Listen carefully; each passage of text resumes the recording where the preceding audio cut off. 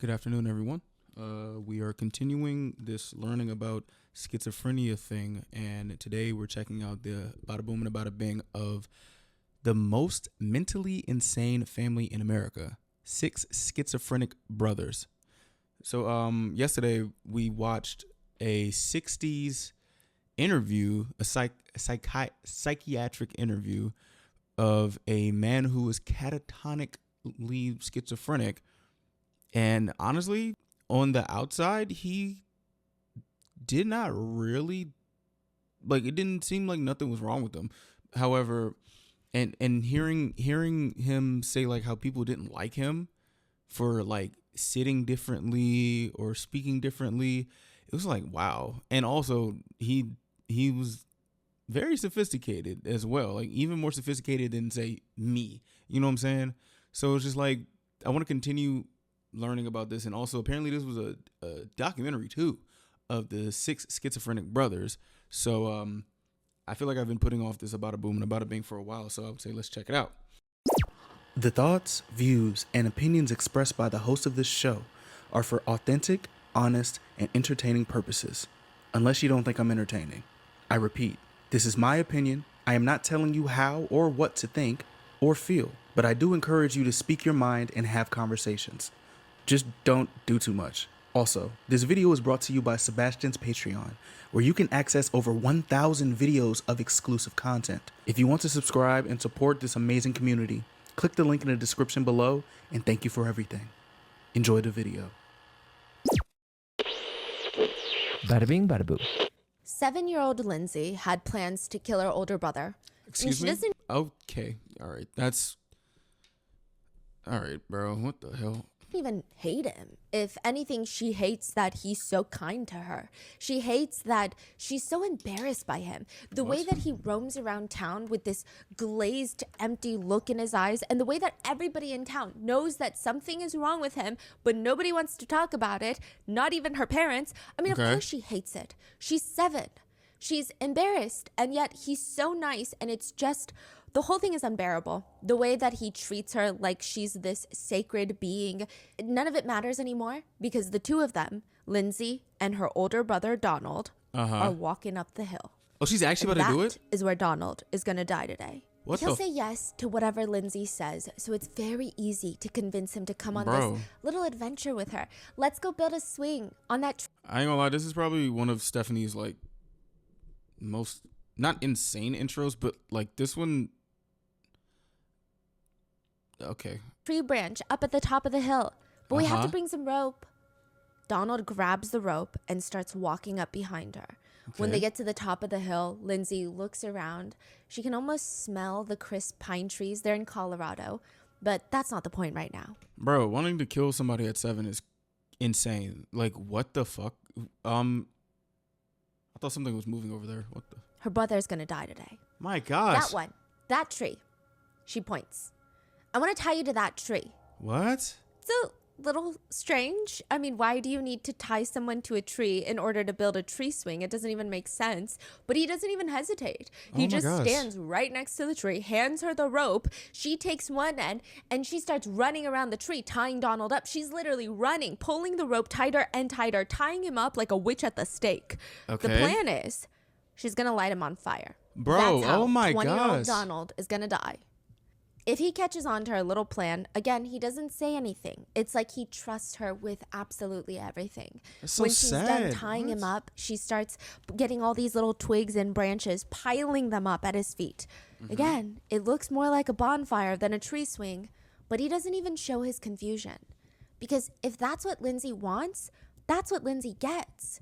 Donald, the older brother, will do anything for Lindsay. He absolutely adores her. And that makes Lindsay want to cry. This is for all the times, though, that he has screamed in the middle of the night for everyone in the house to get out because there's someone bad in the house trying to kill them all. I mean, of course, Lindsay was traumatized. She got her things and ran out of the house. Why would he lie about something like that? Why does anybody lie about something like that? I mean, They're all terrified. This is for all the times he would chant the Lord's Prayer for hours every single night, waking up the whole house. I mean, it's creepy. It's terrifying. She would tell him to stop, beg him to stop. Sometimes she would be crying, telling him, can you please stop? You're scaring me. And he wouldn't stop. This is just payback. Payback? But Lindsay can't actually go through with this. I mean, this is crazy. She didn't even bring matches or a lighter or anything to start a fire. Yeah, I know, right? Yeah, the fuck all the fact that you're like not killing your brother. It's just you didn't do it. You couldn't bring yourself to do it because you forgot the supplies to light said fire. Huh? She just thought it doesn't really matter what she thought because she can't kill her brother. She starts running down the hill by herself without him. She leaves him tied up on the tree with no way to get down. The fuck? And Donald knew from the get-go what Lindsay was planning. But he didn't mind. If that's what she wanted, he would have died for her. What? Because to him, Lindsay is not just a little sister.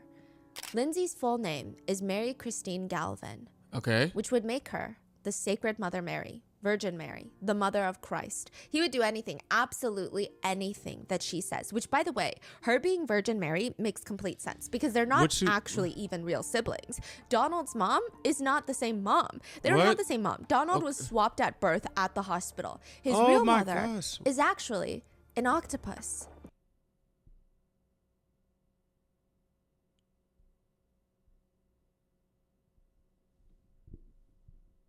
Okay.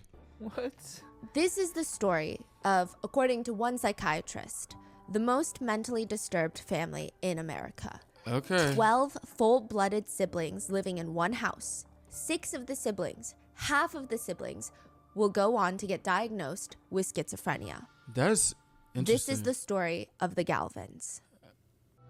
Okay. All right. This mother's actually an octopus. Yeah, this is going to be probably a long one and a more interesting one. So we're here for a while. Let's do this. My gosh, what? Huh. We would like to thank today's sponsors who have made it possible for Rotten Mango to support the Galvin Family Trust. They have freely shared their stories, their trauma, and essentially were lifelong subjects for scientific research, all in the effort to help others. That is the sole reason that they consistently share the most vulnerable, painful parts of their lives. And any donation to the trust will be used to support the last 2 Galvin brothers affected by schizophrenia and anosognosia, which is a symptom of schizophrenia that prevents the person from recognizing that they have schizophrenia. Really? Any and all donations will support the treatment and enrichment of their last golden years. This episode's partnerships have also made it possible to support Rotten Mango's growing team, and we would also like to thank you guys for your continued support as we work on our mission to be worthy advocates. As always, full show notes are available at rottenmangopodcast.com. A few things before we get started. So for this episode, I read the family's biography, Hidden Valley Road by Robert Kolker. We chose not to source from the HBO Max documentary titled 6 Schizophrenic Brothers. Okay. A lot of the family members had problems with this documentary when it finally came out, even though they did take part in it. The 2 youngest siblings, they actually sought out Dr. Kolker, to the author of the book, to share their stories. Okay. The author had the blessing of the whole family, including the mother, but a few of the siblings chose not to even participate in the HBO Max documentary, and even after the documentary came out, a few that did participate, they did not like it. They wanted the book, but they don't want the documentary. Well, they did. They thought that the producers were here to share their story in a way that sheds light on what was going on. And of course, they're expecting the good, the bad, the ugly all to be shared. But just the way it was done. Bro, I ain't gonna hold you. I swear, like nowadays, if somebody does a doc about something, I might just be on the, like, in a thought process of like, this is probably going to be salacious as fuck in any type of way that they can make it salacious. I remember when we talked about the Crash documentary and how there was like the way that Netflix made her look versus, I believe there's like other videos and stuff. I think Dr. Insanity did a video on that too. I might check that out. I don't know. But yeah, it's just like, yeah, a documentary's happening. I don't think we're about to get the most ethical type of thing. Like that's just how I be It feeling. almost felt like they were being tricked. It just turned it into like a horror show. Oh my gosh. And just even subtle things that a lot of netizens were pointing out. Some of the siblings without schizophrenia that were interviewed for the documentary, all of them were interviewed in these cozy looking living rooms of regular homes. Meanwhile, Okay. the siblings with schizophrenia were What the interviewed in what fuck? looked like empty basement garages with cracked cement floors and pipes along the ceiling. It's Bro, just what such the- a subtle, strange thing to do. What the fuck? One of the family members even said about the series. So she participated in the series, trusted the producers, and then when she saw the final product, she said, I am embarrassed by the series. If someone suffers from schizophrenia, it doesn't mean they're violent. The percentage of people with it who are violent is far lower than the general public. It's just the way that the media depicts it. Movies like Joker, Shutter Island, that's what they did with our series. Yeah, that was one of the things that I was talking about in the video yesterday, because it's like people will, that probably proves me entirely wrong about, like, I think nowadays people would probably be more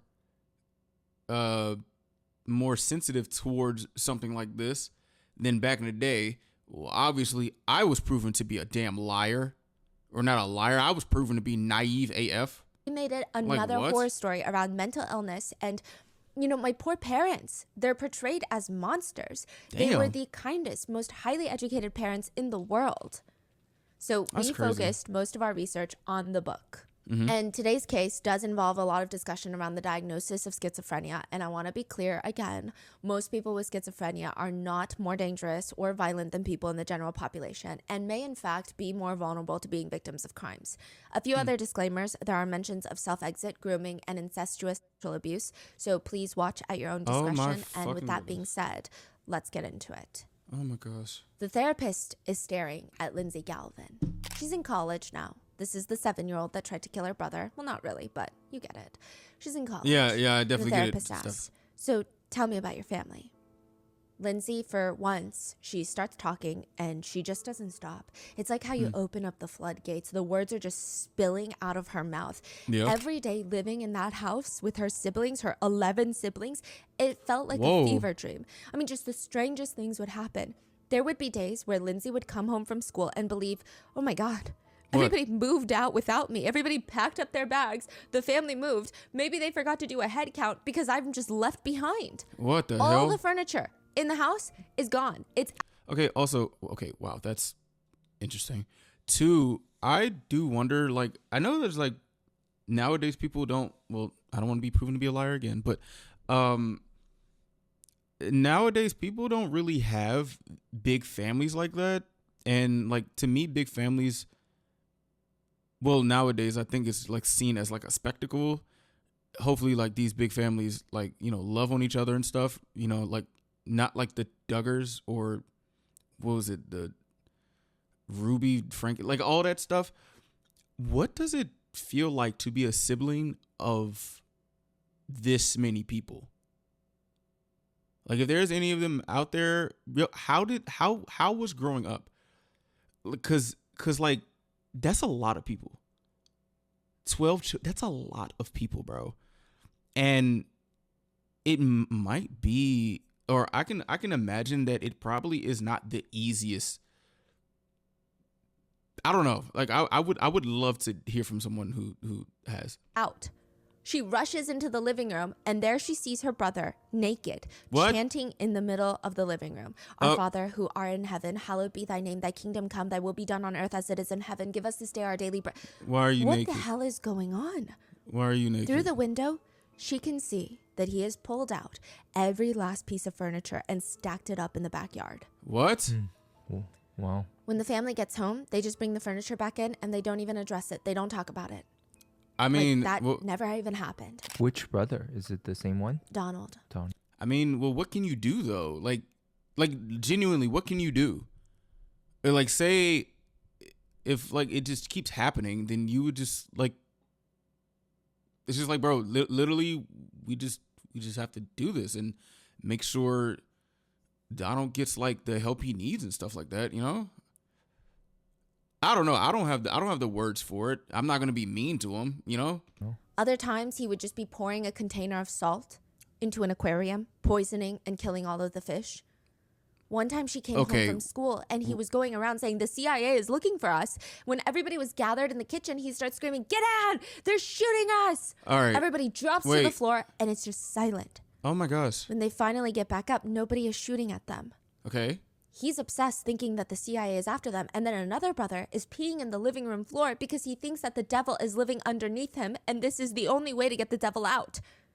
Lindsay starts telling the therapist of everything that she went through as a kid. And when she finally takes a moment to breathe, she looks up at the therapist whose expression has changed. You know, I'm sure she went from being very empathetic and understanding to suddenly she can see an expression on the therapist that indicates she does not believe Lindsay. What? In fact, it looks like she thinks Lindsay is making all of this up. What? What you mean? Wait, what? You think I came over here to lie? Why would I come to a therapist's office to lie like that? The fuck? Huh? And then Lindsay sees her face change to a face that she's seen many times before. What? The therapist thinks maybe Lindsay has schizophrenia. Maybe she's the crazy one. Maybe What? this is all in her head. Inside Inside the Hidden Valley Roadhouse, that's the road name, there is a ticking time bomb. There's Okay. 12 ticking time bombs all waiting to go off at any second. You don't know which and when and if they're even going to go off. It's almost like everyone in the house is eyeing each other up and down, waiting for the moment that fuck? another one of them loses their minds. And it's this Interesting. never-ending question of who's going to be next? What are they going to do? If the stress of this environment, of everyone analyzing every little emotion and move you make, and God forbid you have a mental breakdown because this is so stressful, everybody's staring at you. Uh-oh. You're next. Okay, I can imagine this being pretty yeah. Okay. Wow. Is this the start? Oh my gosh. Some would argue that maybe there's something in the walls of the house. There's just no other explanation that makes sense. The Galvin family, they're a nice middle-class family. The parents, they're good-to-do parents. I mean, maybe there's some sort of toxic mold and you spend too long in that house and you just start losing your mind. Man, what? That makes sense. Bro, did y'all know that, like, is it, I saw this on TikTok. This is a quick tangent. Is it really true that mold can cause divorces and stuff like that? Or, like, mold can, like, make you angry? Like, is that actually true? Is that just, like, a wives' tale or some shit? Because if so, I'm not gonna lie, that would terrify me. Like, genuinely. Doesn't it? I mean, everyone in town knew the Galvin siblings. They remember how one of the brothers had come to the high school hockey game. Uh-huh. He was sitting in the bleachers watching his Donald? younger brothers play hockey. And he Okay. was eating dinner, so he had this mouthful of steak. Is it the same one or different? Same one. Well, it starts with the same one. All right. He gets up and he gets down on one knee in the middle of the crowd, like And- he's about to propose mid-chew. Hello, everyone. Uh-huh. Guys, What? hello. I'm eating my father's heart right now. All Another right. brother was put on heavy antipsychotic medications, and he didn't believe he needed them. So he slipped them into the family coffee pot so that his family members could take it instead. Are you fucking serious? Everyone knew that something was going on with the Galvins. They just didn't know Oh my what. gosh. It just felt like being a member of the Galvin family meant that either you yourself are going insane or you're watching everybody around you go insane. That's really, like, not insane, but it's just something to think about. Like, damn, bro. I guess from the outside looking in, like, having your family be synonymous with being like I'm assuming like that this family is deemed like a social pariah almost, or were people like just understanding? I'm over here asking too much of the world, but then again, I don't know. Because it's like people are mean as fuck. So I guess in the case of if the family was seen as a social pariah, it's like, damn, bro, like this is, I would say like it's pretty unfortunate, you know? But if people were like, if people around them were like, well, that's just the Galvins, you know? That's just what they do. And then that's da-da-da-da-da. And that's just what it is. And we can like uplift them. But then again, I think I'm thinking very ideally. The author describes it as growing up in a climate of perpetual mental illness. That environment alone makes you want to lose your mind. Fair enough. Mimi Galvin is Hello. the mother of 12 kids. By her 5th kid, Shit's nice. her friends are joking with her. Mimi, you should wear a ring of garlic around your thighs, to keep away the vampires. But in this case, Vampires? Perhaps your husband? Because that's a lot of kids. No, for real, It's a bro. joke, but it's not really a joke. Everybody's worried for Mimi. I mean, there's no way that having that many kids, birthing that many children is good for you. Hey, man, if she wants to do that, then she wants to do that. But I do think it's pretty insane. Just, oh my gosh, wow.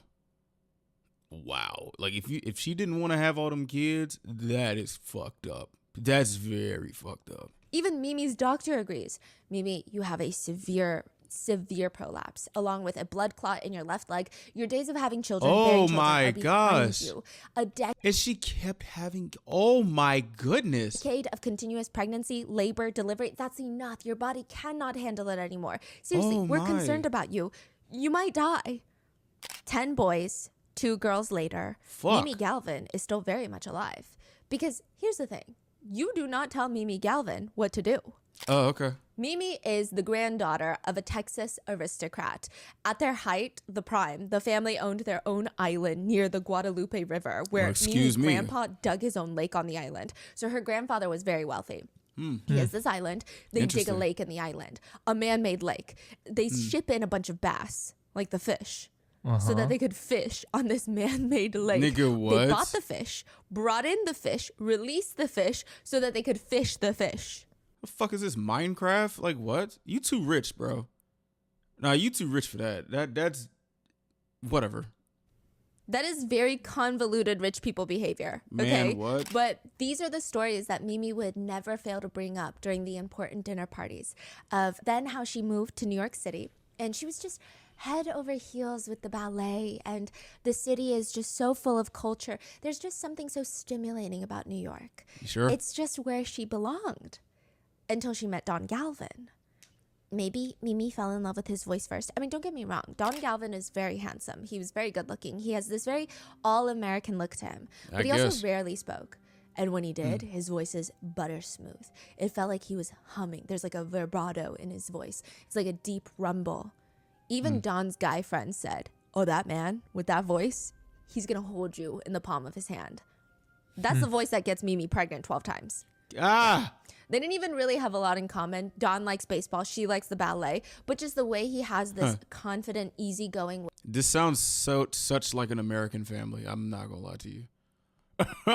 Baseball and ballet, I can see that. I can definitely see that. Way just made him so irresistible. The author puts it like this. From the very start, it was as if Mimi belonged to him, while he belonged to everyone. They met in high Oh, school, and that even for don't college, it was always, where does Don want to go? And Mimi will either go to that college or find a college nearby to attend to be Oh close. gosh. Okay. There was one thing, though, that Mimi really wanted from Don, which is she wanted him to be an attorney. I mean, he's smart. They're both really smart. Both of them are very educated. But Okay. this is the way to continue the prestige of the family. If it's not by money, because at this point, Mimi was pretty removed from her grandfather's side. Her Okay. mom had a falling out with her grandfather. It was a whole thing. She Oh, no longer no. had access to that. She didn't have the resources or the connections. But maybe they can up their social standing by Don being an attorney. Instead, Don goes and joins the Marines, which What the fuck? don't get me wrong, is a very respectable choice. Yes. But he joins when a world war is going on. So he's going to be Nigga, what? Oh, you're just ultra patriotic. Okay. What the whoa. What? gone for a while. But My he tries to tell her, gosh. this is the best choice. I fight for the military, and the military will pay for my law school later. Just 2 weeks before America bombs Japan, Oh, Don receives a shit. letter. 3 words. It's a boy. They're having their first child. And they Okay. have zero plans of stopping anytime soon. For the next 15 years, Mimi will be perpetually pregnant, giving Bro, birth, recovering, how- getting pregnant again in a loop. I mean, Don thinks it's kind of cute. That I bet he fucking does. I also, one thing that I learned, or I was told, so I guess I learned. I'd like to ask if it's true. So apparently, is it true that your body forgets of what it was like to be pregnant after you've given birth, and I guess you're going through the thing again? Is that true? I would like to know. Because I heard it. But, you know, ain't nothing wrong with asking you guys because y'all are very smart and y'all don't y'all don't say I'm stupid that many times. So that was something I really also found interesting. They have enough kids for a football team. And they can A whole afford to raise basketball. 12 kids. Yeah, but I mean, not How? well. They're not living lavishly. They're Okay. always penny pinching for sure. Oh, Or they say gosh. rubbing two nickels together. The fascinating part of the family dynamics is Don the dad, he loves having more children. He encourages Mimi Why? to have more children. But why? And yes, of course, it takes two to conceive. But at the same time, Don loves things that are impossible with kids. He loves silence, solitude, tranquility, or You love order and all of that. So you're gonna force your wife to have 12 children. He likes silence and solitude, but he went to the world war. Okay. Sure. order. He wants to have his cake and eat it too. So he just leaves Mimi to raise the 12 kids practically by herself. Nigga, and he what? just goes to work The fuck? Where does he work? at the military. And then he later trains at the Air Force Academy. Oh. Now, Mimi, the mom, has a sewing needle in one hand. She's got a long piece of thread in the other. And it's a very tricky business. You have to be very... That's kind of fucked up. Especially if she ain't want to have all them damn kids. Or say, like, if he wanted kids more, or that many kids more, and you just gonna leave her to do that. That is, I already know well, I don't know because I don't have children, but I'm sure I was a handful for my mom. Imagine 12 of me. My gosh. gentle when you're sewing eyelids shut.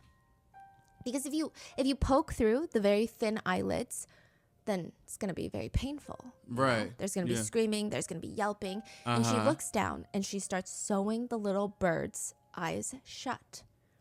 It's a process called sealing that most people do not do anymore, but Mimi was someone who did. She and her husband Don are falconers. They train Oh, falcons. interesting. They train hawks, eagles to help them hunt game.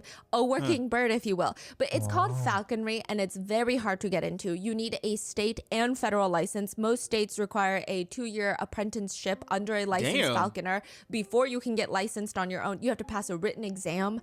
Many falconers have said it is the How the hell do you have time to do that with 12 children? Like, that sounds like something that takes so much time out of the day. How do you do that with 12 kids? hardest yet most rewarding thing that I've ever done in my life. How? What is sewing the eyelids? No, to no, have what? this relationship with a falcon. Huh. Yeah, I to see. Mimi and Don, it's kind of like raising children. The falconer tries to exert control over their birds. The Okay. birds try to fight for their freedom, but eventually they submit and they create this mutually beneficial relationship between the two, It's an interesting. which is interesting. But Yeah, it could be thanks to Don that the Air Force mascot is now the falcon. No, really, this was a Really? time when a lot of people were submitting their ideas on what they believe would be the best Air Force mascot. Don suggested the Falcon, which Okay. was chosen as the mascot of the Air Force, and it still is today. That's Don would interesting. actually bring his birds into the Air Force Academy. He took over the falconry program. He threw himself into his work. He received a falcon from the King of Saudi Arabia as a gift. Nigga, he received what? a few falcons from the Japanese government, which, side note, Wait. these birds are not domesticated birds. Oh, They're yeah, not I know. like pets. So one of the birds that he kept in the house, it pounced on a neighbor's husky, and the husky survived, but it had a talon embedded in its fur.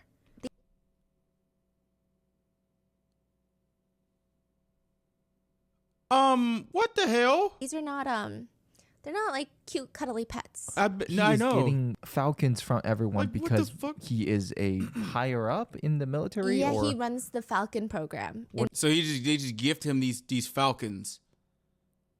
I would imagine. Well, never mind. Does that not seem excessive? Like, why can't you just get like a golden falcon or a falcon statue or something? Why do you have so many falcons, bro? Like, that's something I've never heard before. Like, you have this many fucking falcons? Excuse me? What? Oh, you have all these damn falcons. Like, what? Huh? The What is Air the Force. Falcon program? I guess they teach falconry to the Air Force cadets. I guess, bro. Oh, okay. They have like a program, and he teaches, and he's getting all these gifts of falcons from different government officials. Because You know how like some people have like hobbies that don't really seem like normal hobbies,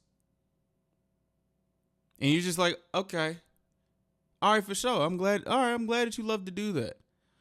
But then there's like some hobbies that can like affect other people, like having falcons, and like me having to worry about a falcon attacking my dog. Is just like that. Oh, okay. Will turn into I'm going to probably stay away because you have yourself a hunting bird. you know, he's part of the Air Force. Is he like doing well financially then? Or No, Oh, he's okay. not doing well financially, Damn. but he is doing well socially. So it's very interesting. The Galvin family, they are a middle class family, but they're hanging out with multi-millionaire families. Can you get some money? Because their social standing is very prestigious. It's elite. They have a lot of, I don't want to They say have influence and power, but Yes. not like money. Yeah. Can y'all influence someone to give y'all some money? Is that like illegal or something? Like what? What? That's interesting. That's very interesting. Like we can influence people, but we can't influence them to give us more money. Rich people are odd. They're not rich, but people are interesting. No money. I And see. that is kind of a sore spot for both of them, it seems. I don't think that either of them want to be very wealthy. They're very anti-capitalism, but Okay. they just, you know, I guess Interesting. it's a comparison. Huh. And it's interesting because the way the author puts it, Mimi and Don almost have the same relationship that falcons and their handlers have. He writes, Don identified with his birds. He would soar where he pleased, returning only when it suited him. And Mimi, quite against her will, found herself cast in the role of a falconer, domesticating Don, luring him home, laboring under the impressions that she had him completely tamed. Oh gosh. And even falconry itself, sounds- I mean, the couple started it as a way to bond, have a shared interest. But as time went on, Don would start spending more time with local falconers instead of his wife. He would lure birds with other falconers, which honestly feels like cheating at this point. Yeah, I was about to say I would not. I would understand if Mimi just gets mad as fuck. Like, bro, what? Are you serious? And I'm somebody who is sees himself as a man of purpose, but like, you know, I do have a wife and kids. I don't think, like, really, falcons? Are you fucking serious? But, hey. Meanwhile, Mimi would have to drag the kids to go grocery shopping What twice the a week. fuck? She had to maintain the house, keep the pantry stocked, which is not easy when you have 14 people in the family. She would have the kids push one cart, she would push one. You can't feed 14 people with one cart. And this nigga's out here with these fucking falcons. Bro, oh my gosh. The shopping list for 3.5 days is 10 gallons of milk, 5 boxes of cereal, Ooh. 4 loaves of bread, and that's just the basic staples.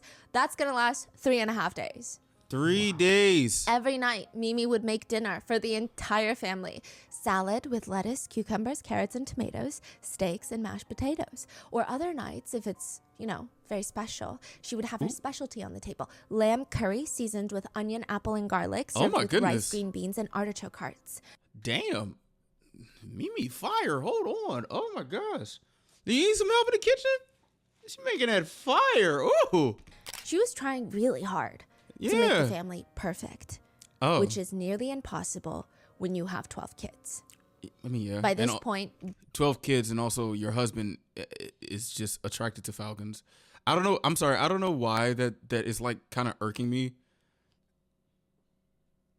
Don, the dad, even took to calling the kids by numbers. Number 6, come Nigga, here. what? No Number 3. way. Which I don't want to make it seem like I'm not gonna lie to you. That would seem kind of like funny, like a funny family thing, if like this family wasn't, you know, I don't know. Don is a bad dad. I think both the parents are doing what they can. Uh-huh. Don is out working all the time. And I'm sure maybe it's in part because he just wants to get away from the chaos, but also because they do need the money. I mean, it's not cheap I to have mean, that yeah. many family Sorry, members. like why is he calling them by numbers? Just for a It's a joke? quirk. Or They have 10 boys first and then 2 daughters. Yeah. So perhaps he does get confused once in a while. Because even with just 2 daughters, my mom calls me my sister's name all the time. Wow, Hey, man, listen. My grandma calls me my uncle's name. that is crazy, crazy. Okay. He would set up chessboards when he was home, like Okay. 4 or 5 chessboards at a time. And he would play 5 games at once against his sons. What? So again, the parents are What? very intelligent. Mimi as well. She's incredibly cultured. She's genuinely into the arts, all forms of the arts. Shout out She would to do this Mimi, thing bro. where on the weekends, she would throw on a symphony on the record player. The fuck? And she would tell the kids the stories behind each symphony, explaining the music with such detail. It felt like she was a walking encyclopedia. Huh? And when they got sick of that, Mimi would teach the kids how to identify the wild animals in the area. They knew all the Oh, wow. actual names for the birds, the wildlife, the insects, like the species names. That's cool. She focused on making sure the kids were getting good meals, going to school. She would read them bedtime stories. During the winter, they would go ice skating, skiing. I mean, summers were tennis. They all got involved with the birds. For the most part, I would say it sounds like their childhood was very nice. Yeah. It said that before the diagnoses, the Galvin family, they had more good memories than bad. They were all very genuinely happy. They tried to balance all of the good times with structure and order, and it was working. That, oh my gosh, before the diagnoses. So, obviously this isn't inherently true, but you know how like people say that I don't want to go to the doctor because I don't want to find out about something.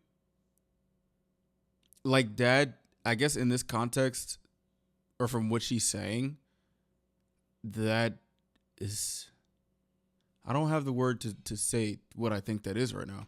Until it wasn't. One day, Don Galvin comes home with a few boxing gloves.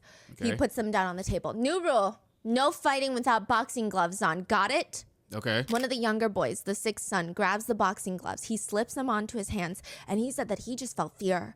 All the brothers are all-state athletes, top-notch shape. Boxing gloves aren't going to stop any of them if they want to beat us up. Get a frying pan. Hit him with a frying pan. Give him that Tom and Jerry experience. Shit. So when you have 10 sons, just statistically, and I'm sure anecdotally, you're going to have some incidents. Yeah, It's probably. not going to be an urgent, careless life for the parents. But I will say the Galvin boys, they do seem to take it a bit far. One brother slammed a door into another brother's face, cutting up his mouth. The brothers would wrestle in the living room, and if it got really bad, sometimes the dad, Don, he's usually very calm, cool, collected. Sometimes he would have to tackle one of the boys to get them Damn. to stop, like full stop, because you're about to hurt another brother. Damn. Oh my gosh. So obviously, hey, that shit did not work. You have to tackle your son? Yo, dad. Okay. All right. Whoa. Yeah. Nigga loves order, right? It seems like your household is in a lot of order, huh? Clearly, My he thought his kids gosh, were dude. capable of doing some serious harm to each other. No, for There was real. almost this energy in this house. Sure, the guys are having fun. They're roughhousing with each other. That's but fun. at any moment, things could easily escalate and turn into a massive tornado. And it would just be so sudden. No warning signs. It would just start happening. Don and Mimi, they try to give the boys books on how to better themselves, like The Power of Positive Thinking, which was a very popular self-help book back then. They would Interesting. sit the boys down around the dining table and give them lectures on harmony, you know? And it would maybe work for the length of the dinner, but then another fight would break out.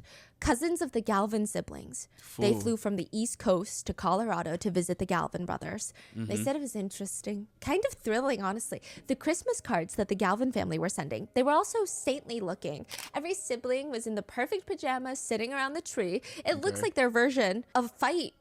This is kind of, yo, this is some gnarly visuals, bro. Like they all look like they smiling and shit.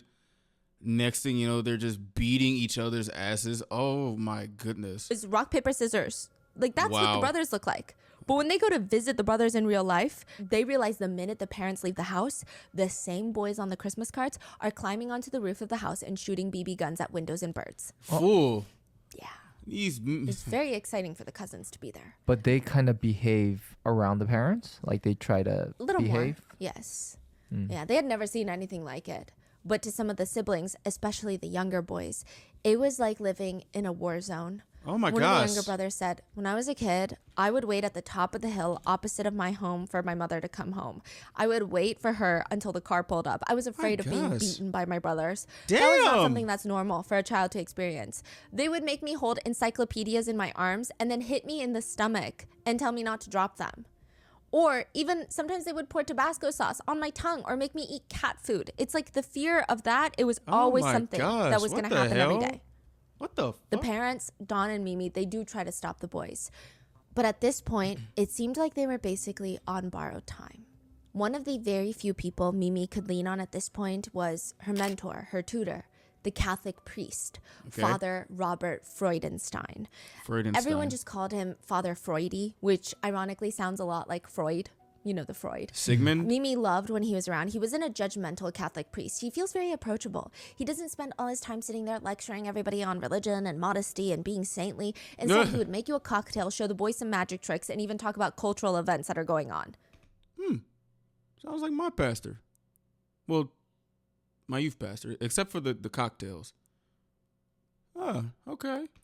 Father Freudy was a big part of the kids growing up, and he might actually be the starting point to where the family starts losing their minds. The fuck? What you mean? It starts with Donald, the oldest son. Okay. He's in college when he walks into the health center with burns all over his body. Oh my God, what What happened? was he doing? My sweater caught on fire during the pep rally. What? Later, the doctors would find out through other students. Did you guys hear about the all-star football player? That all-American popular Donald Galvin, the oldest of the 12 Galvin siblings, he just walked straight into the bonfire. I mean, he practically jumped into the bonfire. It was weird. He lit himself on fire. The fuck? Which doesn't make any sense. Why on earth would Donald Galvin do my something goodness. like that? Donald is the firstborn son of the Galvin family. He's Right. the family star. He's the Right. protege. He is the one that's going to just be like dad, which everybody looks up to dad. He's Okay. named after dad. Donald, right? Okay. He joins the Air Explorer Scouts as a kid. He's parachuting out of C-47s, and in his free time, he's practicing judo, playing hockey, studying classical guitar. He's a All right, bro. I'm not gonna lie. All this stuff that they do and make me seem like I am a fucking bum. Like what? How do you have time to do all this shit? Oh, and on the weekends I beat the fuck out of my brothers. Like, my goodness, what was I doing in my childhood? Shit. What, wanting to make YouTube videos and make songs? Shit, man. Fuck. jock, but he also has this very cultured aspect to him because of his parents. He's tall, star football player in high school, wrestling, dating a cheerleader who happens to be his dad's boss's daughter. What? He's dating the daughter of the Air Force General of the Academy. Nigga, what? Wow, that's a big deal. Yeah. Wow. And he's handsome. The rest of the 11 siblings, they feel like they're constantly living in their dad's shadow, and now their older brother Donald's shadow. Got little I dad will right say there. there were some other reasons for the siblings to not love Donald that much growing up. Why? He was kind of a bully. When their parents weren't around, he was the de facto leader, which is great. But it seemed like he thrived on chaos. He likes extreme authority, and That's also kind of interesting that, like, the dad likes order, but the firstborn son likes chaos. sometimes he did that by wrestling his little brothers to the point where they would be getting punched. Sometimes he would have two brothers hold down a third brother, and he would just start swinging. He would put brothers against each other by forcing them to fight, a sibling fuck? fight club, if you will. And if you don't do as he says, it's the feeling of, okay, well, you're going to be punched next. Nigga, I will stab If you. you tell What? mom about it, she's not even going to believe you. First of all, that doesn't sound like something Donald would do. And it sounds overly exaggerated. What kind of crazy nonsense? Who would do something like that? Bro, One of the younger brothers would that would piss me off so hard. Oh my gosh. say. The first time I recognized that Donald was my dad's favorite, I was about 12 years old, and he would have been 5 years older, so 17.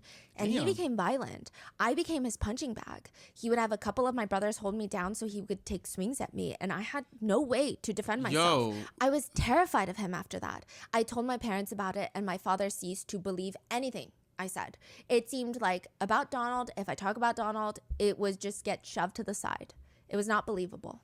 What So the you just fuck? enjoy what you can, and you avoid. So I got all these bruises on my body, and you just think these are just phantom bruises?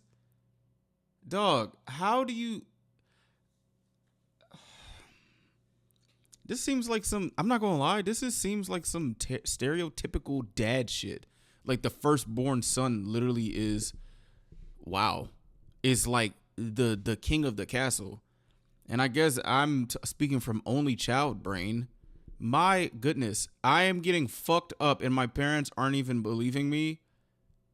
I can imagine me not wanting to stay in this house. Like what? I'm not the only one in the family that suffered that way. Fuck. The parents seemed to ignore, to a degree, the complaints of Donald abusing his little siblings. Yo. But there were small things that they couldn't ignore about Donald. What? One time, he was maybe 17.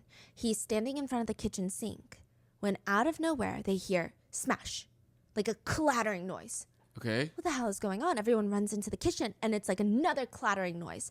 And What? it just keeps going 10 times. He smashes 10 dishes to pieces over the kitchen sink for apparently no reason at all. There was no reason to prompt this. It's very alarming, but the parents thought, well, other kids are out there doing drugs. He's likely frustrated. He's tired. Okay, I'm not gonna lie to you. Sometimes I don't like when parents just be saying that. But it was some shit that we was watching. Oh, the McKinsey joint where the dad was like, "Oh, these kids are out here doing da da da da da," while their daughter is in the jail for killing 2 people by what happened. It's just like, wait, no, why are we comparing? I guess in this context right now, that will probably make sense, but also he's literally bullying your own children. I'm gonna be honest.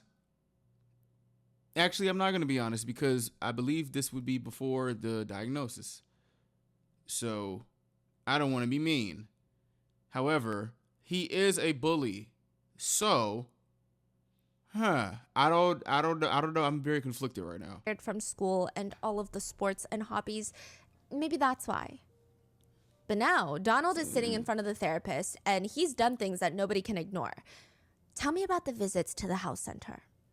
Donald had gone to the University Health Center a few times recently to be treated for suspicious injuries. Suspicious? The first one being from, a cat bit me.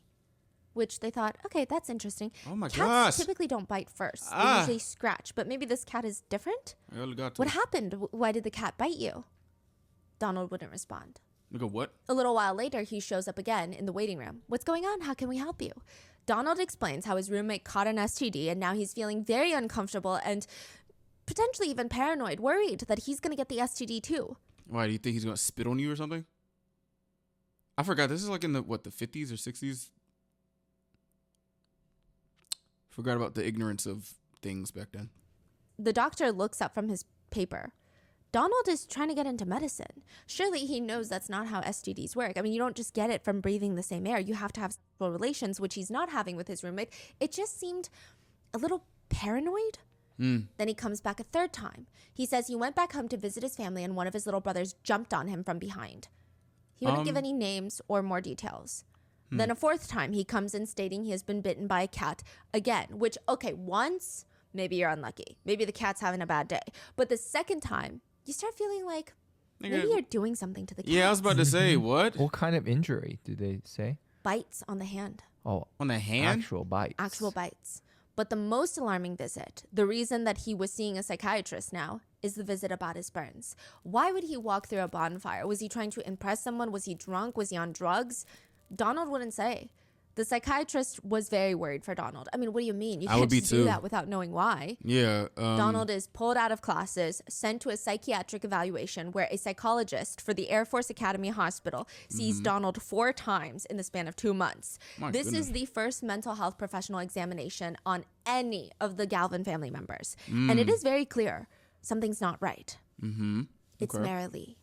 Donald had been dating a fellow university student named Marilee. Marilee. And apparently they were getting serious. Within a few months of dating, they're already talking about marriage, what their dream wedding is going to look like. Okay. Is that the different person from the general's daughter? Yes. This is No, before? same one. Oh. Yes, this is the general's daughter. Oh, okay. Marilee. And Donald, never really introduced Marilee to his family. Never, sat down and had dinner. But they all knew of her because, They likely never knew it was that serious, considering he never really brought her home too often. But apparently, the psychiatrist believes that the breakup with Mary Lee led to Donald jumping into the bonfire. He spent all of his money trying to win back Mary Lee to the point where he can't even afford rent anymore. He can't tell his parents because what is he going to do? He's going to disappoint his girlfriend and his parents? I mean, Well, his ex-girlfriend. yeah, I was but about to let's say, not talk about that. why? Donald gets evicted. He ends up living in one of these abandoned fruit cellars. Back then, there were a lot of these underground storage spaces that kind of look like wine cellars, but not that nice. It's just dirt walls. Most people put fruit, vegetables, other stuff down there. And this is before when things were too big for modern refrigeration. It's usually pretty cool. They don't even use it anymore. It's that old. So around 40 degrees Fahrenheit, it's humid. It's a dirt floor. It's like a bunker. Okay. He finds one of those near campus, and he starts living in there. What? Just him in his little mattress. What the He fuck? had literally dug himself into a hole that he had no idea how to climb out of. I mean, you would gosh. think that a therapist gets trained to have no emotions, no expressions to shocking things that patients tell them. Because if you look shocked, or maybe your facial expression can be misinterpreted as perhaps disgusted, then the patient is never going to open up again. One Understandable. might imagine, okay, fine then. Maybe it's best to make no expressions at all. But that's not the case either. Therapists have to express emotions on what you say to them. So if you bring up past trauma that you have normalized so much in your own mind and they have a bigger response to it, they look shocked or angry for you, it helps your brain realize, wait, what happened to me is not normal. Yeah, I And see. it Okay. can be incredibly validating to see that emotion on somebody else. So that's part of being a therapist. Yeah. That is Interesting. interesting. The way Okay. they present their facial emotions. That's very helpful Huh. too, though. Yeah. That is a good. Oh point, shit! yeah. Shout out to the Donald's therapist, man. therapist likely is having a very difficult time on reacting to the things that Donald is saying because it just seems rapid fire. He starts opening up about everything that has been going on in his life. He ran through the bonfire. He put a cord around his neck, probably in an attempt to strangle himself, though it's not explicitly clear. He turned on the gas, again, likely to poison himself, and even went to a funeral home to price shop for caskets for himself. I murdered a professor. Donald's therapist nods. I mean, at this point in the session, they likely knew that it's not true, but they have to make sure. And if it's not true, they have to get to the bottom of why would Donald lie about something like that? I have this fantasy of killing another person at a football game. The therapist jots down in their notes. He continues to mention bizarre self-destructive things. 2 self-exit attempts at the age of 12. Oh my goodness. Okay, tell me about the cat. Donald is sitting across from the therapist, and the therapist is making no such face to indicate disgust or disdain, but they write down, he has killed the cat, slowly and painfully. The cat had been living with him for 2 days, and apparently the cat brought in another cat, probably male. The male cat made the place smelly. The cat scratched him, so he killed the male cat. But he doesn't know why, nor does he know why he tortured the cat slowly. He gets emotionally upset when he discusses his behavior. Good question. Why in some and this is not a serial killer case, but like the common theme of like serial killers is killing animals. Why is it cats? Like, you know how like what was it? Don't Mess with Cats documentary or whatever that was? I do want to check that out. But like, why is it cats? Why specifically cats? And I know like cats symbolize, I forgot what they symbolize, but they symbolize a certain type of thing, like independence. Like, dude, I guess I'm trying to think like they get a certain type of power over specifically a cat because cats are more independent, I guess. Like, it's always cats. Like, what the fuck? This is when he was 12, killing cats? No, this is when he was in university, living in the fruit cellar. Oh. Wow. Okay. And this was not a situation of Donald sitting there like a serial killer, joyfully recounting all the vile things he did to the cat. The way he talks about it, it's almost as if he's scared of what he's saying. Like he's scared of what he did, or maybe he's scared of himself. Interesting. In a sense, it almost seems like that's not what he wanted to do. Okay. All right. The therapist writes, this boy represents some risk to himself and possibly others. Possible schizophrenic reaction. It was time to pull Donald out of class and get his parents to come take him home. Okay. Mimi and Don, they rushed to campus to pick Donald up. I mean, they heard the gist of what's going on from the psychiatrist. I'm sure they're surprised. They didn't Even really like see somebody. any of this in Donald. Again, they saw some things like the smashing of the plates, but A cat? I mean, there had to be reasonable explanations for that. And running into the bonfire, this doesn't sound like their son. Okay, I can admit, like, hearing this for the first time would probably be very jarring, because if, I guess, schizophrenia is a, like, something that just appears, obviously I'm still ignorant to it, like, how can someone, like, I wonder how far along the research for this has gone. Wow. Huh. Interesting. They walk into the room hoping that Donald is just going to laugh and say, okay, yeah, it's a sick prank I'm playing. It's all a misunderstanding. I got dared. But instead, they find their firstborn son washing his hair with beer, as if that was the most normal thing to do. He would even go to the grocery store and point at laundry detergent and say, this right here is the best body wash. Donald, it's time to go home. Only they don't even know what to do with Donald when they get home. The options for Mimi and Don at this point, not looking great. And I'm trying to, sorry. They can get him hospitalized, yeah, sure. But there have been recent conversations about what mental institutions do to their patients. Okay, I see that. Okay, hearing this timeline, starting from up until where it was, I guess, actualized that he got like a diagnosis, I'm just thinking, like, how does this start? Like, literally, like, how? Because usually stuff is induced by something, but I don't think schizophrenia is induced by something, like, outwardly. Again, I don't know. I would still learn. Just like, it's like, wait, how? And where would the first, well, obviously you have to catch the signs early. However, I don't think people, especially back then, I don't think that people were equipped to catch the signs unless you were a psychiatrist. Like, that's so interesting, bro. What? The human body and brain is just so interesting. They just induce comas. They basically torture them. My On top of gosh. that, the inevitable social stigma. Sure, Mimi and Don care about their family image, okay? But even if they didn't, Donald being hospitalized is going to impact the rest of their 11 children. It's also going to impact Donald, his chances of getting back into university, going to get a job, all Right. slashed. So do they Right. make the best decision in hindsight? What do they do? I don't know. Probably not. But they thought, maybe he'll get better. He just had a really bad breakup. Maybe he just needs time to heal and move on. I mean, Eventually, Donald will go back to school. This is just the start of Donald and his siblings starting to lose their minds. holy It's estimated shit. that schizophrenia affects 1 in every 100,000 people. There are Wow. currently close to 3 million people in America with schizophrenia. Now, here's the very interesting thing. It is probably one of the hardest mental disorders to treat. I feel like we hear a lot about schizophrenia. We might know people with schizophrenia, but it's crazy that technically, medically speaking, we actually don't know that much about schizophrenia. What We the just fuck? know that it's a collection of symptoms, including delusions, hallucinations, disorganized speech, trouble Right. with thinking. More subtle signs are troubled relationships, poor school performance, reduced motivation, and schizophrenia just presents itself later in life. Wow. Men start showing symptoms of schizophrenia maybe in their late teens, early 20s. Women tend to show signs of the illness in their 20s and early 30s. What are the signs? Like I said, hallucinations, disorganized Fuck. thinking, and there Oh, is wow. no cure. And there's not even a set of genes that can indicate when somebody has schizophrenia. So like Nigga, what? My gosh.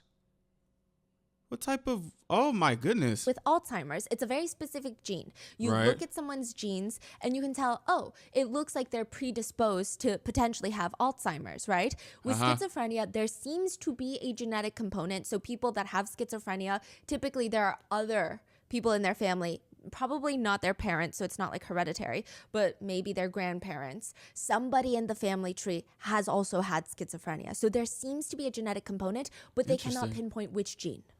So 6 of them? What in the heck?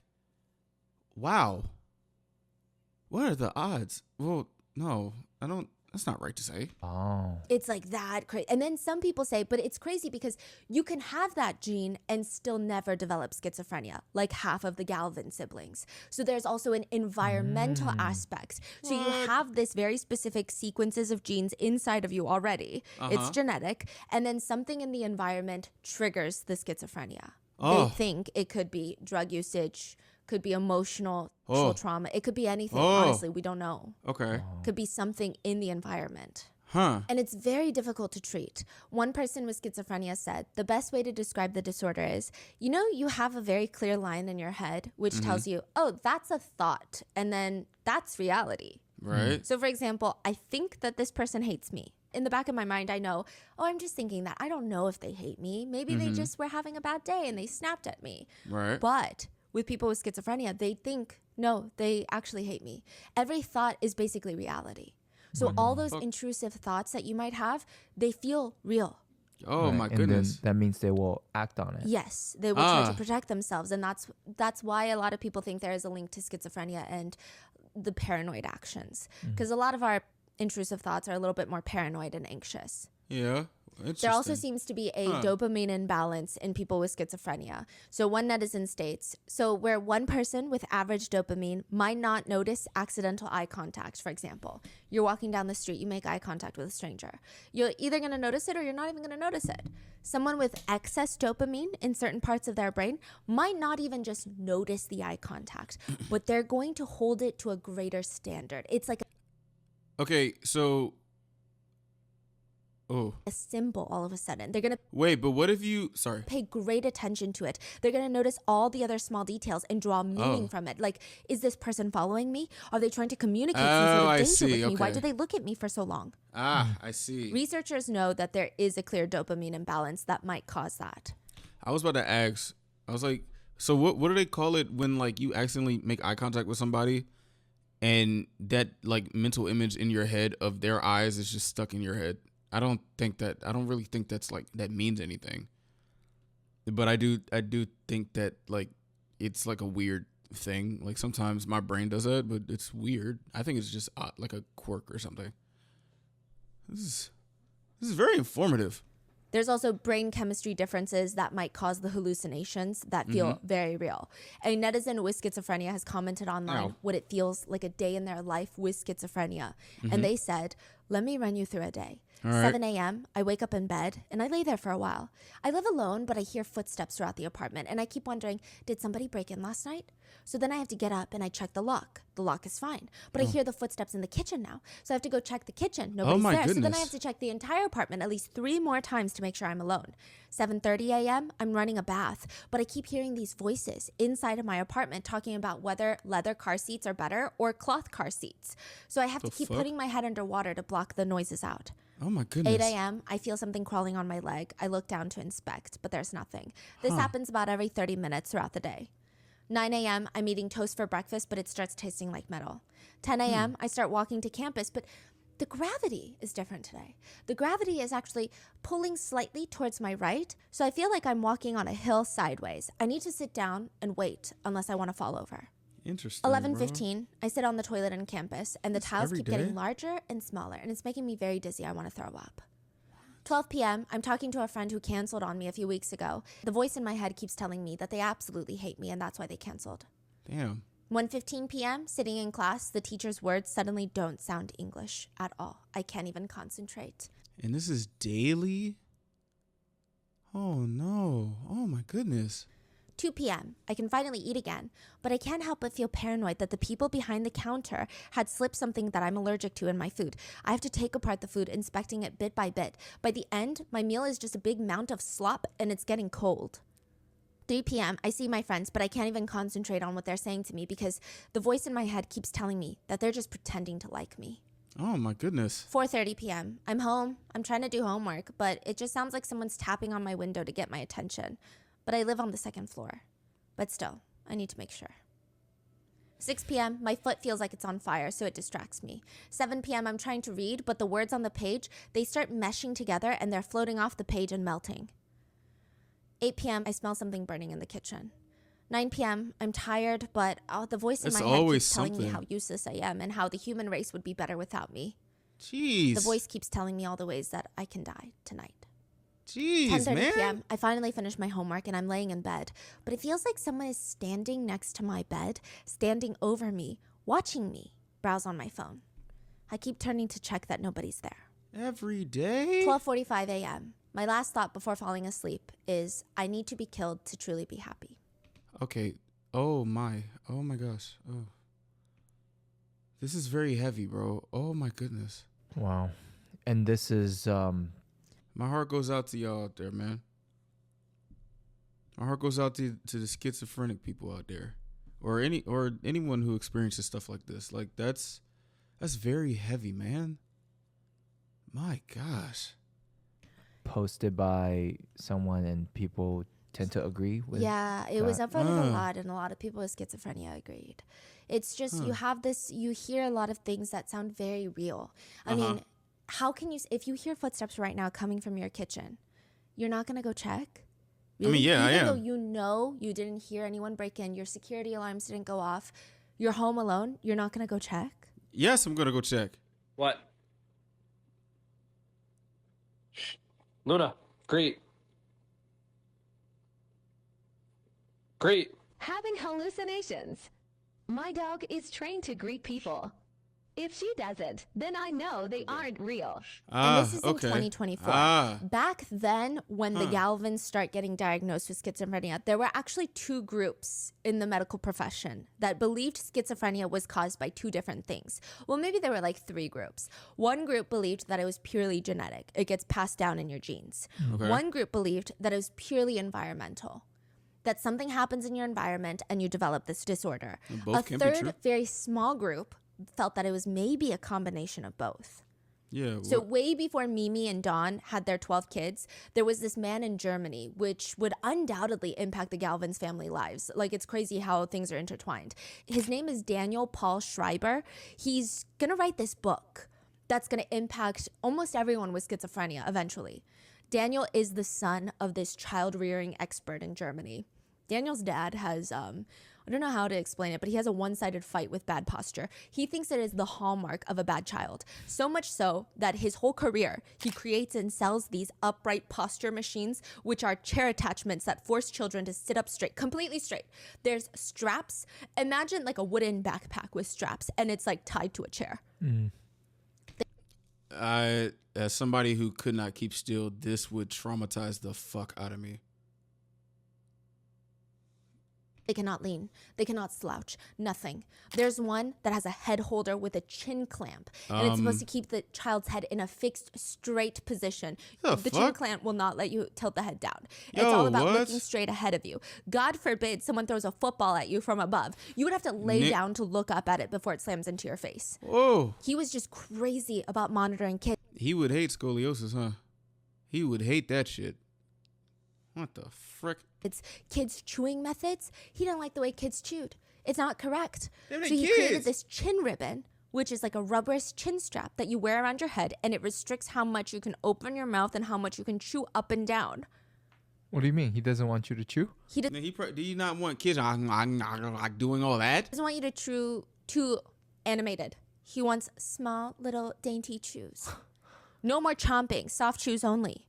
What if I'm eating like a tough ass steak? I might have to do that. Man, fuck you. Fuck you and your good posture loving ass. What? Even in bed, you cannot escape the father of posture. He created The father bed of restraints for parents who wanted their kids to sleep on their back, straight on their back. These devices were obviously not just uncomfortable, but potentially harmful. Also, Yeah. they're just cruel. I Yeah. imagine if that's what he's doing with other people's children, he's doing that with his own child, Daniel. His whole messaging is, you gotta break children. No, They're you like don't. A good pair of leather shoes. You gotta break them in first. I'm glad my grandma didn't Yeah, find no. Yeah, out like- about him because she would be the number one customer. Yeah. Oh, He also shit. did this I'm thing so sorry. where if a child is acting up, he would freeze them. He called it freeze punishment. Essentially, he would throw them into an ice bath for prolonged periods of time.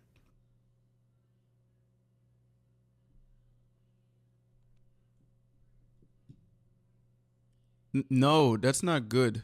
For some reason, everybody thought he was a genius. Daniel was the first person example that his dad knew what he was doing. Daniel ends up becoming a lawyer, then later a judge. He gets married. He has this very perfect life that every parent dreams of for their children. Sure. And then at 51 years old, his mind breaks. Wow. He is diagnosed with hallucinations and insanity. A few years later, that condition would be renamed schizophrenia. Wow. Oh, Daniel is the son or the son. son of the dad? Yes, he had this perfect, picture perfect life until 51. So he's the first Okay. person. And then he falls apart.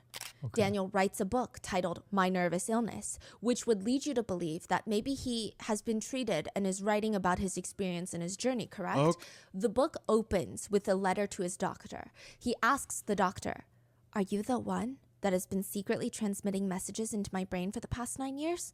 Excuse me. The first 200 pages of the book, he writes about seeing two suns in the sky. One of the suns would follow him around, stalk him everywhere he goes. He talks about how he has direct access to God. He Okay, wait. I need some time. Hold on. Got to process what's going on here.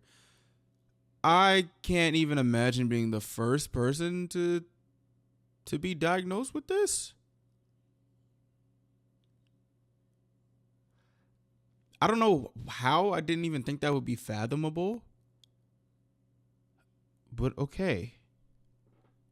communicates through the rays that reach down from the stars. And God is really just a vast network of nerve fibers that have been taken from humans and blessed to become God. The only way to save the world from soul murder, which is happening right now, and restore the lost state of blessedness was for him to transform into a woman.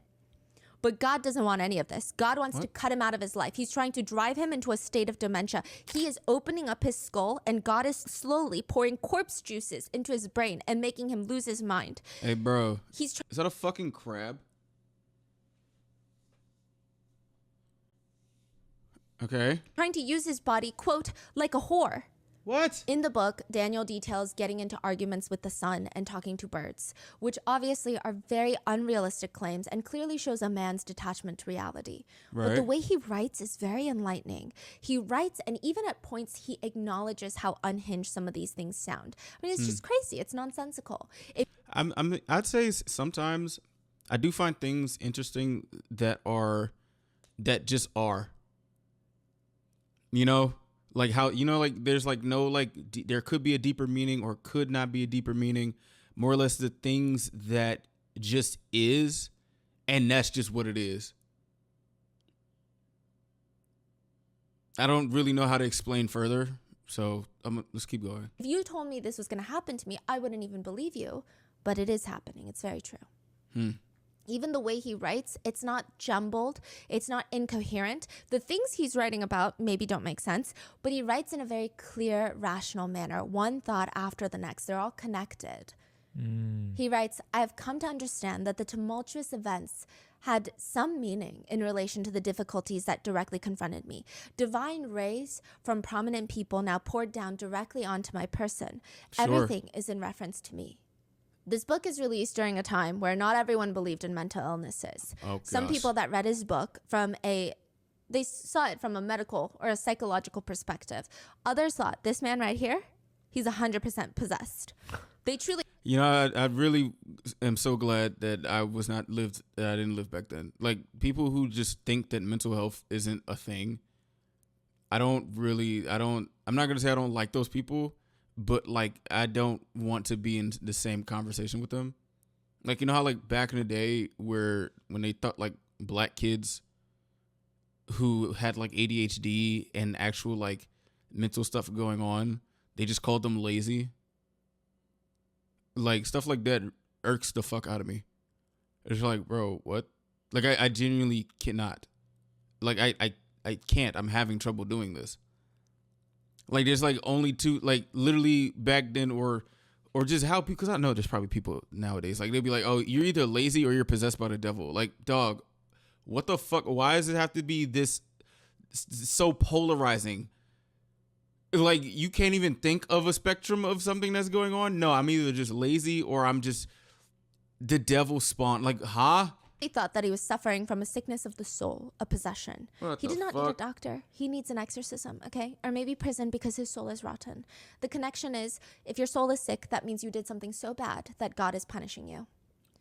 For the people that believed it was a soul possession, I mean, there's no arguing with them. How can you show them it's not? Exactly. But the other group that believed he was experiencing a medical condition, they're having their own fight. It's like those people. It's like those people, like in what was it, Salem witch trials, when they'll be like, oh my gosh, I don't know if this really happened, but I saw it or just read about it in the Salem witch trials when they'd be like, oh, we're going to drown you. If you drown, then you're not a witch. If you float, you are a witch, and we're going to burn you. Like, it's just like, dog. So there's like literally no reason. There's really no getting out of this, huh? I'm just going to die. And I would imagine dealing with people with that type of mindset would probably fuck my own brain up. Because it's like, wait, what? So I can't even try to escape. Like, you just gonna fucking kill me. Like, yo. Like, can somebody stop this? Like, imagine having to live in that fucking time. Half of them believe that it's passed down from his dad, something in the genes, okay? Half of them believe, no, it's the way he was raised. It's the environment. Could be. They're going at it. They're having arguments. And it's somewhat still ongoing. At this point, nobody can even agree where schizophrenia comes from. Wow. And if they don't know where it comes from, they don't know how to treat it. Which, side note, back then, the way they treated schizophrenia was giving patients cocaine. Yeah, cocaine was a prescription drug back then, and that's probably the worst thing that you can give someone with schizophrenia. It's only going to make the hallucinations so much stronger because it's a stimulant. They're going to become hyperactive in their minds, and it's like a dopamine increase, which they don't need more dopamine. You just gonna give them fucking cocaine. Do you know how they treat them today? A lot of antipsychotic medications, but what a lot of family members with people with schizophrenia state is that sometimes the cure is as dangerous as the disease. So a lot of the antipsychotics, you're going to have heart failure. What the fuck? A lot of people with schizophrenia, they die maybe 17 to 20 years sooner than they should, than the normal life expectancy. Oh my gosh. But back then it was cocaine. 8 years after this book is published, a very famous man, Sigmund Freud, opens up the book, and this would end his very long-term friendship with another well-known theorist, Carl Jung. So the two were friends. This book would break up that friendship. Carl Jung was Freud's protege. He told Freud, you have to read this book on schizophrenia. Freud did not want to. He believed people with schizophrenia were all narcissists. They're not even... Bro, oh my gosh. Okay, I like to see myself as an argumentative person. Sometimes I have thought about, like, you know what? Because sometimes I do like to debate. One thing that I have thought about is, like, what would happen if I just get into an argument with Sigmund Freud and just, like, make him mad as shit? Like, he just starts saying what he's saying, and I'm like, nigga, what the fuck are you talking about? You dumb as hell. No, you're real life stupid. Like sometimes I think about that. Only because I don't like talking to people who are like smart but know that they're smart and like use their smart for evil. You know what I mean. I hope you do. Worth the trouble. He said they are way Like, too nigga, narcissistic what? to even engage in a meaningful interaction with anybody. If they don't want to be helped, why should I help? Maybe boredom or sheer spite. Freud opens up this book and he starts reading and he can't stop. His eyeballs are just glued to this page and he's having an epiphany after epiphany after epiphany. He reaches out to Carl Jung afterwards. This is a revelation. He just solved the puzzle of schizophrenia. Did you? What? First of all, psychotic delusions are nothing more than dreams that people have while they are awake. Second of all, in the book, Daniel talks about how he needs to, quote, transform into a woman. Well, that points to his, yes, enter in very famous Freud theory, fear of castration. To give you some context, I've never heard of this. The fear of castration theory, Freud argues, is a universal human experience that starts when a boy is around the age of 3 to perhaps 5 years old. Okay. He believes boys realize at that age that some people do not have the same body parts, little girls. And it must be because they have been castrated. They've been chopped off, sliced off. So now they start fearing, oh my gosh, I could have my parts sliced off. But Bro, this is literally the person that people like take. What? Bro, what? Are you serious? Why would anybody want to castrate them? Because of their sexual feelings that they harbor towards their mother. Basically, Freud believes every boy will have sexual desires towards their own mother when they're young as part of their psychosexual development. Yo, who is this nigga, bro? Like, wait.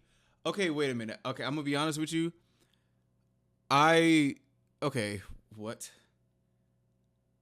So, all my life, I've just heard the name Sigmund Freud and the word narcissist. I did not know this stuff I did not know nothing about this. How do you come to this conclusion, bro? What the hell are you talking about? No. What? No. I also thought Sigmund Freud was like synonymous with Barnum and Bailey, like those two motherfuckers. I thought Sigmund and Freud were two people. I thought it was somebody named Sigmund and somebody named Freud.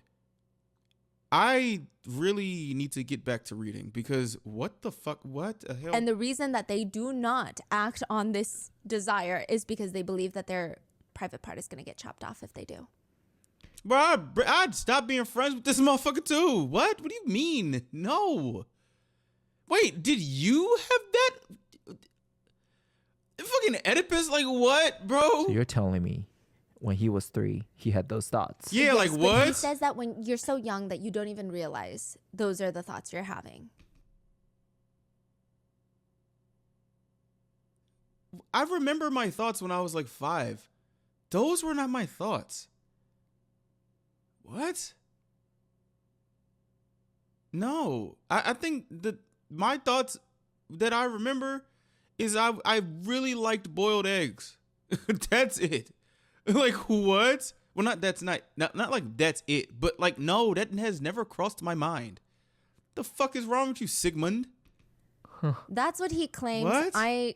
Most people think it's a very bizarre claim, but he believes Daniel feels that he must transform into a woman because all of that castration anxiety, it never went away from him. He's still holding on to it. And he states that his dad, of all people, was a doctor performing all of these bizarre experiments, which led to him having more fear of bizarre experiments. Oh, and he believed that Daniel had repressed, quote, homosexual desires towards his father and brother when he was an infant. So Sigmund Freud thought Daniel was a gay baby? What?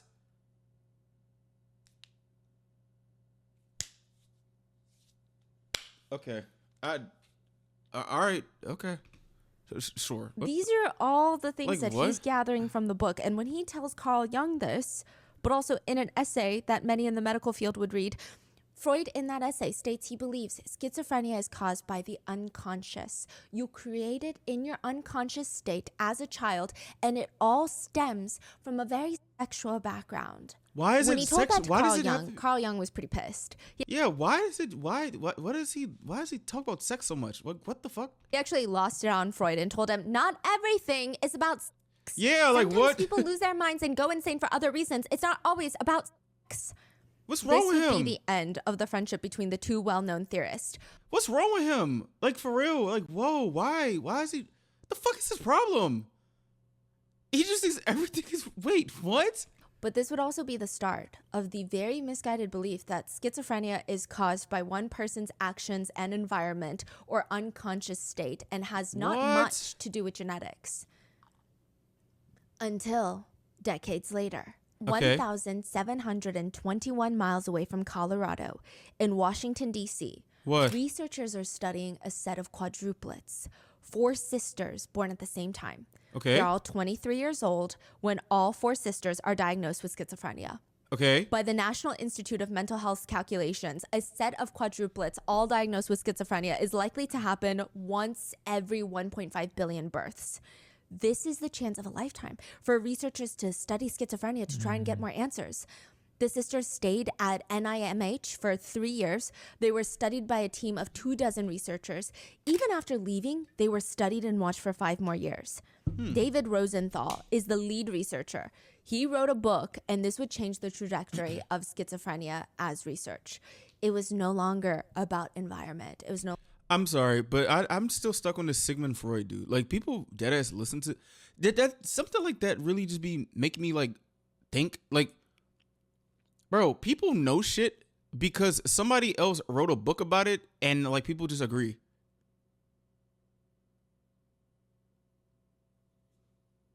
Like, what would happen if people actually believed what Sigmund Freud said, and now we all just think everything just comes from sex and like, what? Like, huh? Like that is what the fuck? What? Wow. I'm cursing a lot. I'm really like befuddled right now. Like literally, some of the reasons why society is the way that it is because somebody told them that. And you got people who be thinking thoughts that are like maybe nonsensical, but I guess it's like what the luck of the draw that people believe it. I did not know about Sigmund Freud, bro. That's crazy. Longer about the parents. The case study helps show that there's at least some genetic component to the disorder. He states, schizophrenia simply cannot be imposed or inflicted on someone who is not genetically predisposed to develop the condition. This starts shifting this research towards investigating the genetic factors of schizophrenia. Nice. The study actually revealed, yes, okay, maybe there is a slight environmental factor, but it's also genetic. The sisters grew up in a very abusive household. Oh, this no. What? was one of the My first gosh. big cases that would highlight the combination of genetic and environmental, but it wasn't perfect. Other researchers that believed, again, still that it's purely environmental said, no, this is like the worst group you could study. Because What? the family wasn't just abusive, they were really bad. The father was drunk. He essayed 2 of the girls. The mom discovered 2 of the girls engaged in mutual self-pleasure together. She would sedate them at night, put them in restraints so that they wouldn't do things in the company of each other, and then she mutilated both of their private parts so that they could no longer experience pleasure. Yep. It almost felt like God. you can't really argue it's genetic just because they're quadruplets, because look at how extreme their environment is.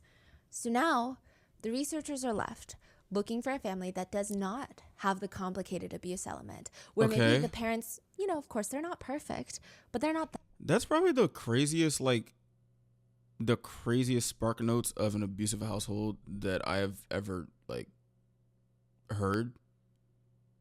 It's gonna take me some time for my brain to just just process what I just heard, but shout out to Stephanie and her rapid fire storytelling. that abusive. A They found the family Galvins? like the Galvins. Okay. Have you ever done the ink blot test? Yes, It's that where you shit. look at 10 symmetrical ink blot images and you describe Yeah. what you see in each one. It's like a watercolor blob of images of color. I mean, some people believe that it does nothing. It's way too subjective. Others state that it provides very unique insight into someone's psyche. I don't think it does anything because I'll just see what I see and it's just like, okay, I just see this. I also don't like, one thing I've realized, I don't really like when people try and diagnose me with shit. And I say that because I've done a lot of soul searching and self-awareness. So I guess that's one thing that I haven't really mastered is the fact that people are just going to tell you about yourself, but it's probably not true. I think that's one. Yeah. Well, I guess it's me being self-aware. I really don't like that shit. I don't like when people just be like, oh yeah, no, you're this, is that, and a third. I'm just like, wait, no, I'm not. You just think that I am, but you're wrong. Sorry, this isn't about me. You're talking about those painting looking watermark Yes. images. They don't really look like images. They look like blotches of color. Water. If I say if I'm looking at this joint, it's called the Rorschach test, right? That's what the Rorschach test. I would be really mad if I see a butterfly and then they say you're a narcissist and you have this, that, and I'm just like, no. And I'm saying that because I overthink a lot and I usually think about what people be saying. So if it's about me, I would think did I miss something in my self-aware, self-research type thing?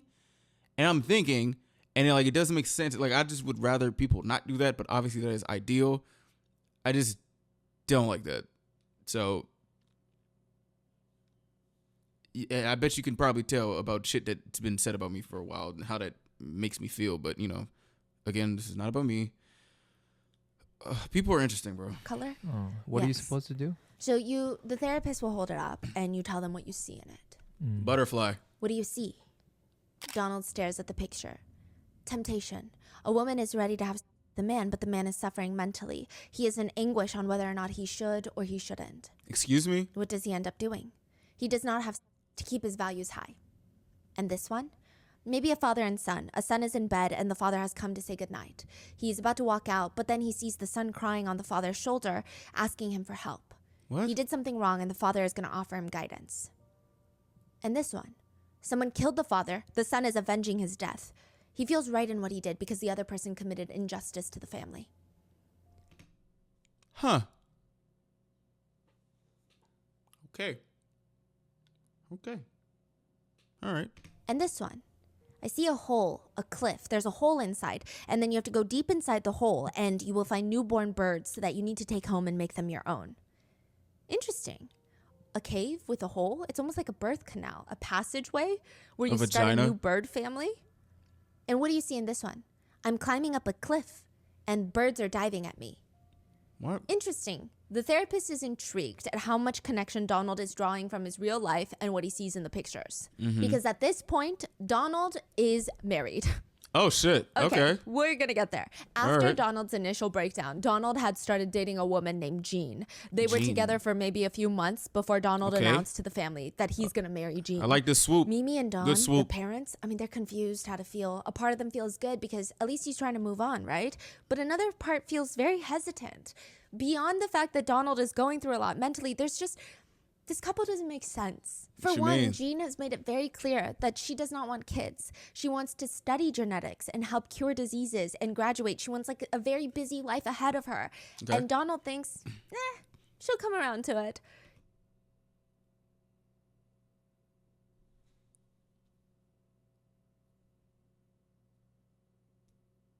The fuck?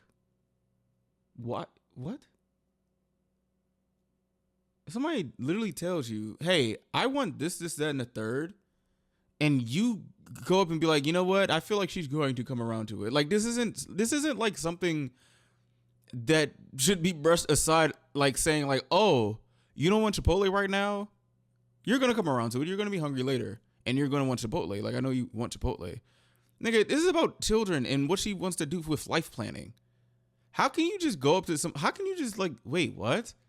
That just, okay, if we put aside the fact that that's like mad, like insensitive as fuck, and also probably controlling a bit, there's other words for it. I can't really get them out right now. But it's just like, you don't see that your marriage is probably going to be tumultuous if you're pressing on this idea where she literally is saying, this is something that I don't want. Because if the roles were reversed, I'm pretty sure, because, people, I ain't gonna lie to you, people really, I do find it interesting how people do things that they would not like done back to them, but it's so easy for them to just be like, oh, well, they'll get over it. But when it's like done to them, it's just like, oh, wow, this is really what happens when you do unto others that you don't want. Like, it's just like, bro, what? That's just like, nigga, leave her alone. What? If you want kid, leave her alone. What? He honestly just could not believe that Jean was telling him the truth. Fool, The what? two get married, and Donald's therapist starts hearing a lot about this cave-like birth canal where you go to pick up birds and start a new family. And he starts hearing a lot about Donald's married life. They eat separately. Him and Jean sleep in separate beds. They barely Damn. have intimate relations. Donald is very detached from the relationship, and Jean is over it. She doesn't want a wooden board as a husband. But Donald doesn't even know how to be himself anymore. He tells the therapist, for years it just feels like I've been a mirror of what other people want me to be. He said that he's so busy reading other people's expressions, gestures, and words to get hints on how he should behave. Interesting. The doctor noted that Donald seems like he's trying to maintain a very tight leash on his self-control to the point where it's clear what he's doing. His whole personality is flat. It seems like he's trying to keep the lid on something. The therapist writes in the notes about Donald, he watches your every move. Even though Donald is detached from Jean, he still doesn't want her to leave. He's watching her every move too. Oh, gosh. One time she was so done with him and his marriage, she walked out of the apartment. He starts chasing after her. She finds the nearest little area she can hide in. Oh my a gosh. ditch. She's ducking for cover when Donald finds her, and he tells her, "I want to drown you." Oh my gosh. What? Yo. He starts going into detail about how he wants to drown her and kill her, and how he's going to do it. Jean manages to talk him out of it. But Dr. Patterson, Donald's therapist, didn't know about that conversation. He didn't know about that when he walked into the hospital. He's at the hospital because his patient Donald failed to show up to a scheduled therapy session, and instead he was arrested. He was arrested and put into the mental hospital. Dr. Patterson is trying to figure out what the hell is going on. The police in the hospital, they fill him in. Donald had taken 2 cyanide tablets from the lab at the university. He put them into a jar with hydrochloric acid, which, if you mix the two, it creates a fatal poisonous gas. It said that he took his wife, Jean, and shoved her face into the jar, and he was going to kill her. But she looked over, and his face was rammed into the jar, too. He was going to kill both of them. The plan was that they were going to die together. He doesn't want her to leave. He would rather they die. Hey, go. You gotta. Jean managed to wiggle out of his grip, and she ran out and called the police. This is terrifying. This is very, very terrifying. This is very, very, very fucking terrifying. Yeah, Donald. Is he still alive? Dr. Patterson walks into Donald's room at the hospital. It feels like a completely different Donald sitting in front of him. It's like he's in heaven. He's almost euphoric about what he did. In fact, he feels like a caricature of a comic book villain. He's telling Dr. Patterson in almost a bragging way about the way that he tortured and killed cats. Okay, quick question. Quick question. So you know how like there are talks about like well, not just talks.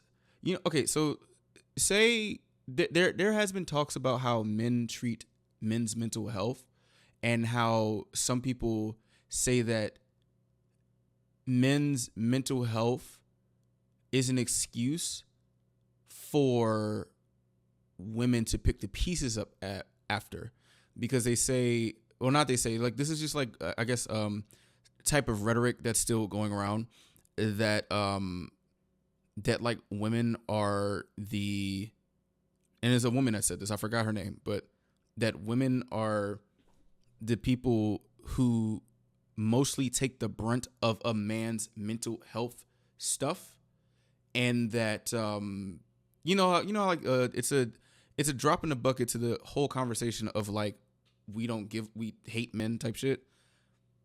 Like in certain types of stories like this, it's like when, and I'm just like thinking out loud, like what are we to do when we are supposed to care about mental health, but also care about the safety of who the mental health affects? You know what I'm saying? Because like we know how, like, you know, women are mistreated, women are abused, women are victims of things of like, you know, at the hands of men. What is there a way to actually have a conversation about mental health and also the safety of victims, and have that conversation together instead of, I guess, vilifying? Because obviously, well, I'm not gonna lie to you, I think if you abuse women, there's something mentally fucking wrong with you. But I mean, in certain cases of where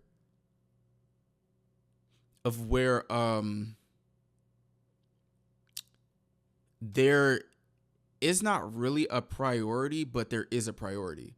Because if this is something that happens and women and children are the victims of it, of course we're supposed to take care and worry about the safety. Excuse me. However, what are we to do about I would say, well, I wouldn't say, I'm like teetering the line of calling like people, well, calling those men who have these mental illnesses victims as well, especially when they do these heinous things. And it's like, is this more of an awareness type of thing? And the proper people who are supposed to treat these are the people who enforce the actual care of men's mental health? Like, am I speaking jumbled? Like, cause at the end of the day, it's like we are studying mental health and say schizophrenia and this like stuff like this. We're studying it for awareness and trying to treat it. Okay, so sorry, I'm gathering my own answer to my question. So I would say in priority, the safety of victims, the safety of women and children are the priority. That's one.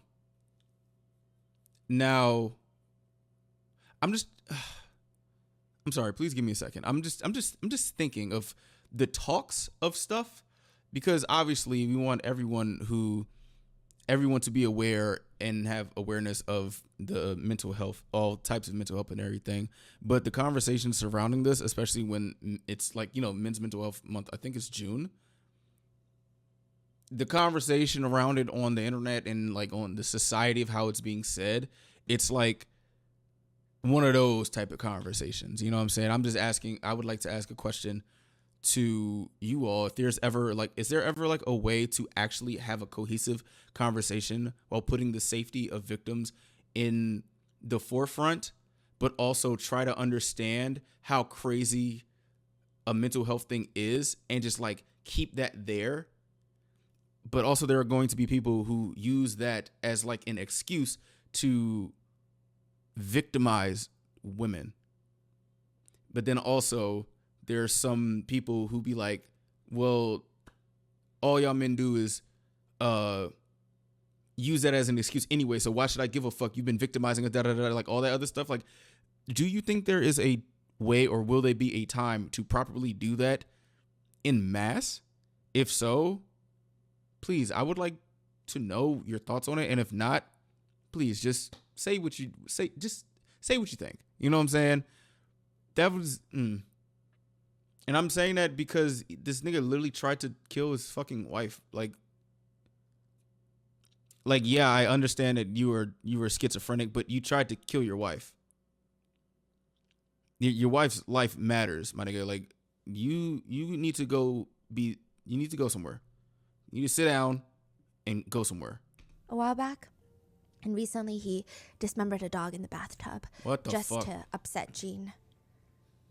Dr. Patterson is confused because nothing in his observations about Donald would indicate that he's capable of any of this. So what's going on? Did he just snap, or was he tricking Dr. Patterson? He couldn't see. So you're saying at this point, like, his condition just getting so much worse? This would be the part where he can no longer go to university or integrate into society at all. Oh my goodness. He's trying to kill the wife. He will be institutionalized in and out, and he will try to convince doctors that he does not have hallucinations. Well, but they write in their notes that he keeps looking to the side as if he's listening to someone talking to him, or perhaps even guiding him during the therapy sessions. Oh my goodness. And this is the start of schizophrenia in the family. There will be 5 more that are diagnosed back to back. Wow. Dr. Delisi and wow. Dr. Friedman are the first researchers to study the Galvin family in depth as a whole. They had to pull each sibling's blood samples, study their genetics to see if there's something consistent in them. Because if it's true that there's a genetic component to the disorder, then all the siblings will have some sort of marker that indicates that it's present even if they don't have schizophrenia. Wow.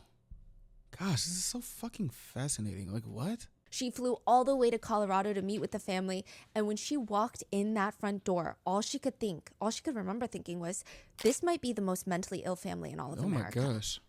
Really? They start drawing blood. They start reading brain waves, administering questionnaires and tests, and trying to understand the timeline and what's going on in the environment at the time that each family member is diagnosed. And all of this research is going to be made even more difficult by the fact that the 6 siblings that have schizophrenia, 5 of them have something called anosognosia.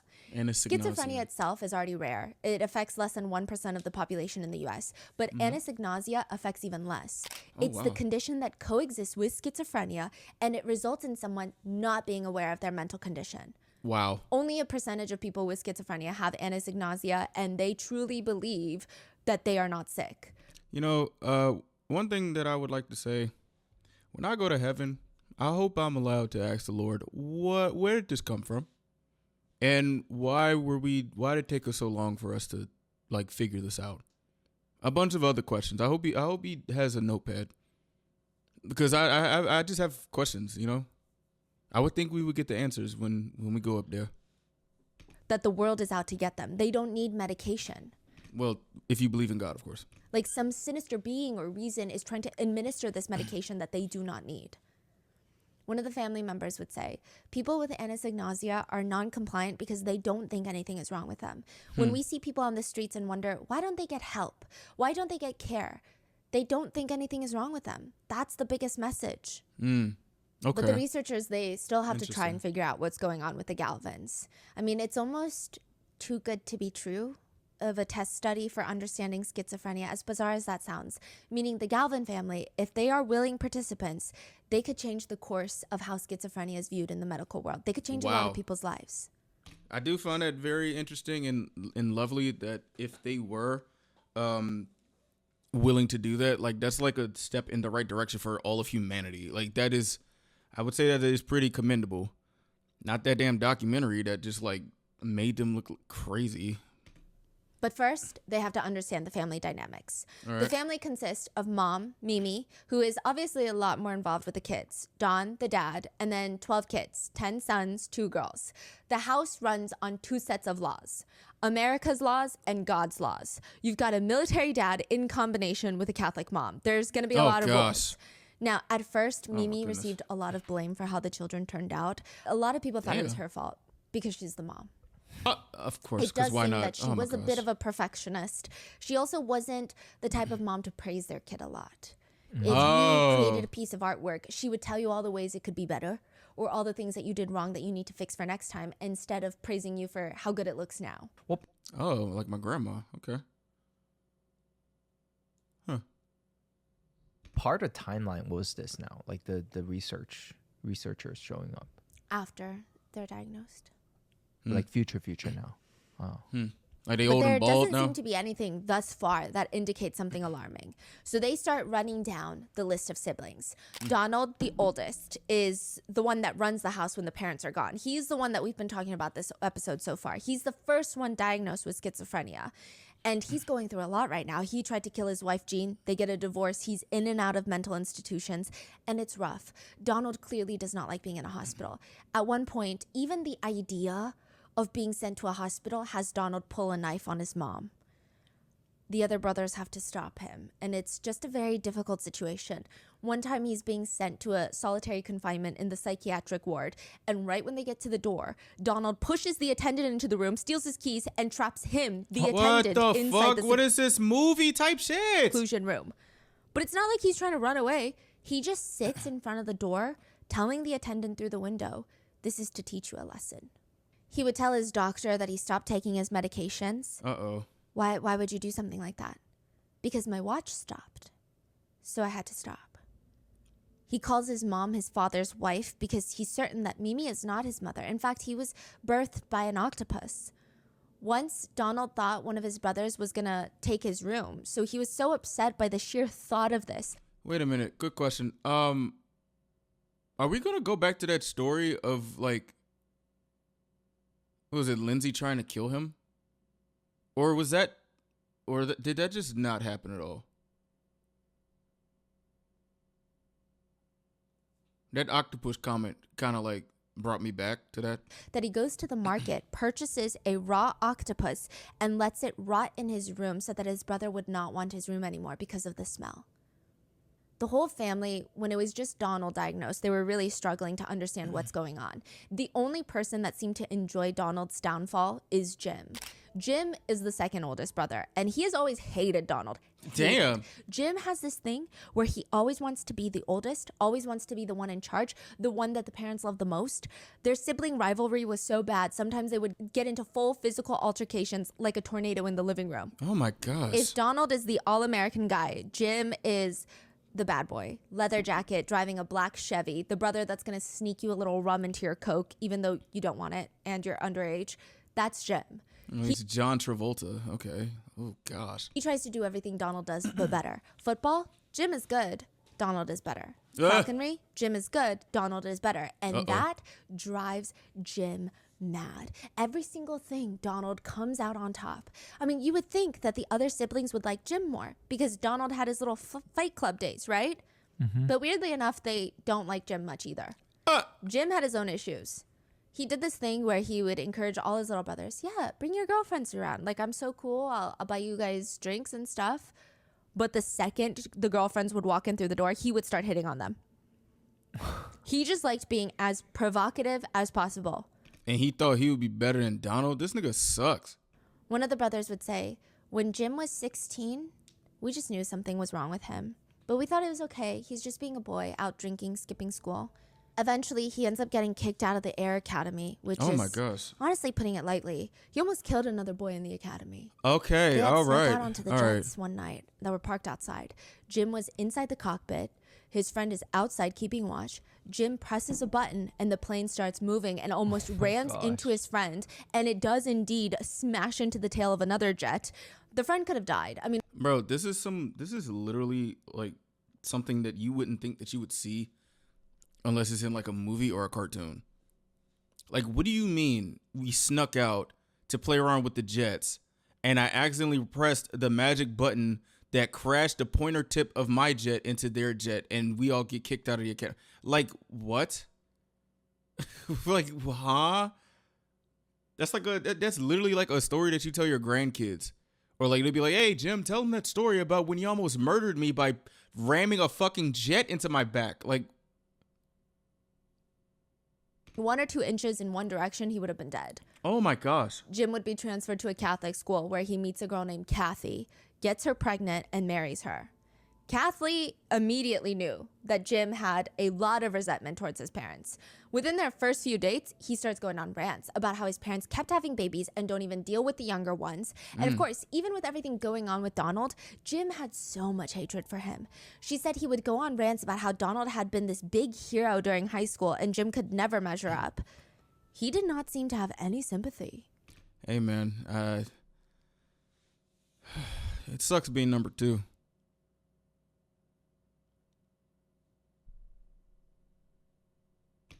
During Thanksgiving one year, this is after his diagnosis, That's a everyone big-ass gathered carrot. back at the house on Hidden Valley Road to celebrate. What Thanksgiving Jim is and this? Donald start fighting physically. They start in the living room. Like a tornado, they make it to the dining room, where they're running circles around the beautifully arranged and set table. Type of Jim fight? tries to reach across the table. Donald lifts it up, throws it onto Jim, and The everything, all table? the plates, glasses, silverware, food, crashing down, destroyed. Thanksgiving is over. If there ever was a moment in the house that it's dead silent, it would be now. And then you hear Mimi, the mom, slowly walking back into the kitchen and smashing the gingerbread house that she made for her kids because they don't deserve it. I thought Mimi was going to do something worse. Yeah, they don't deserve that fucking gingerbread house. Shit. Jim clearly still hates Donald. Even his wife knows it. Which, side note, a lot of people in the family loved Kathy. She had this very spunky personality. Spunky? Mimi, the intense mother-in-law, would come over. You haven't dusted. Kathy would just respond, yeah, well, I don't have the time. Here's my dust rag if you want. One time, Kathy saw Jim's motorcycle outside of the bar, which he wasn't supposed to be at. He's supposed to be at work, so she's thinking, what the hell? She walks in, sees Jim sitting there with another woman on a date. Kathy walks hell over, no. pours a pitcher of beer on both of them, and when she gets home, Jim slaps her across the face. And from there, the violence would only get worse. Wow. Kathy Oh tried to my leave. gosh. She tried, but Jim punched her so hard in the face that she needed stitches. Oh She my was scared to ever goodness. try again. And every time she thought about it, she told herself, no, he's going to get better and our son needs a dad.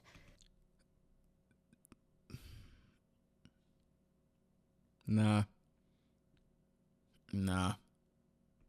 A few times Kathy did manage to leave for maybe a few hours a night. The baby, Jimmy, would tug on her shirt and keep asking, where's daddy? Where's daddy? Let's go home to daddy. Nah. I mean, what could she say? I'm sorry. Their relationship was just really bad. Damn. They constantly had police being called on them. Neighbors Oh would my call. gosh. Kathy called once. She declined to press charges. But ultimately, they didn't separate for a very long time. Kathy almost felt obligated. I mean, What? not only was it for her son, but also for Jim's little sisters. The 2 youngest siblings. Uh-huh. They're like barely 7. Okay, one of them's like 4. they would take Margaret and Lindsay in on the weekends, and it just seemed like the girls needed some normalness in their lives with Donald losing his mind. Margaret and Lindsay are the two youngest, and Lindsay is like 5 at this point. Jim would try to give his little sisters these little sleepovers on the weekends. He would take them ice skating, swimming, to the movies. Or sometimes if something was happening at the house with Donald, Mimi would call the couple to tell them to get the girls while she handles Donald. And Lindsay, the youngest daughter of the Galvin family, would state that Jim, her older brother, and his wife Kathy almost became like a second mother and father figure. And their child, because there's 12 kids, there's a huge age gap between Jim, the second oldest, and Lindsay, the youngest. Right. Jim's son, is close in age to Lindsay, his little sister. Yeah. So they became quick friends. And she said, I think my sister-in-law, Kathy, because she had this small child and I was a small child, you know, I think my mother was relying on her to babysit. And I loved Kathy. She was really a mother figure to me. She had beautiful blonde hair that she would let me brush. Lindsay did not know at the time that her brother Jim had schizophrenia as well. The fuck? Kathy noticed early in their relationship that Jim seemed tormented by something that she didn't know, something that she couldn't see. It was just strange. One time, That is a very ominous word. Torment? Oh my gosh. Kathy woke up in the middle of the night and Jim wasn't in bed. Jim? She went to the restroom. No Jim. He's not in To the the living spots? room. No Jim. Where the fuck She is finds he? him standing in the kitchen, standing over the stove, turning it on, turning it off, turning it on, turning it off. It almost seemed like he stopped sleeping at some points. One day they were walking down the street in downtown Colorado. He just stopped next to a building and slammed his head into a brick wall out of nowhere. Oh my gosh. Another time he walked up to a lake, fully clothed. Looked like he was just enjoying the view, but then he dove in. What? He kept telling her he heard voices. Oh my They're talking goodness. to me again. Who? He described people spying on him, following him. Everyone at work is conspiring against him. And Kathy tried to tell Jim's parents what's going on. She expected some tears, maybe them even blaming her for making him have a psychotic break. But instead, she was confused. She saw 2 parents trying very hard to pretend like this conversation was not happening. The fuck? It almost seemed like they were in complete denial, like they can only have one son at a time. Like whatever was happening was maybe a marital issue between Kathy and Jim, and like, oof, maybe not my business. It seems like What? it's between you guys. Bro, man, what the hell? Y'all are probably the only people that I can get some insight about this. And you over here acting like this is just...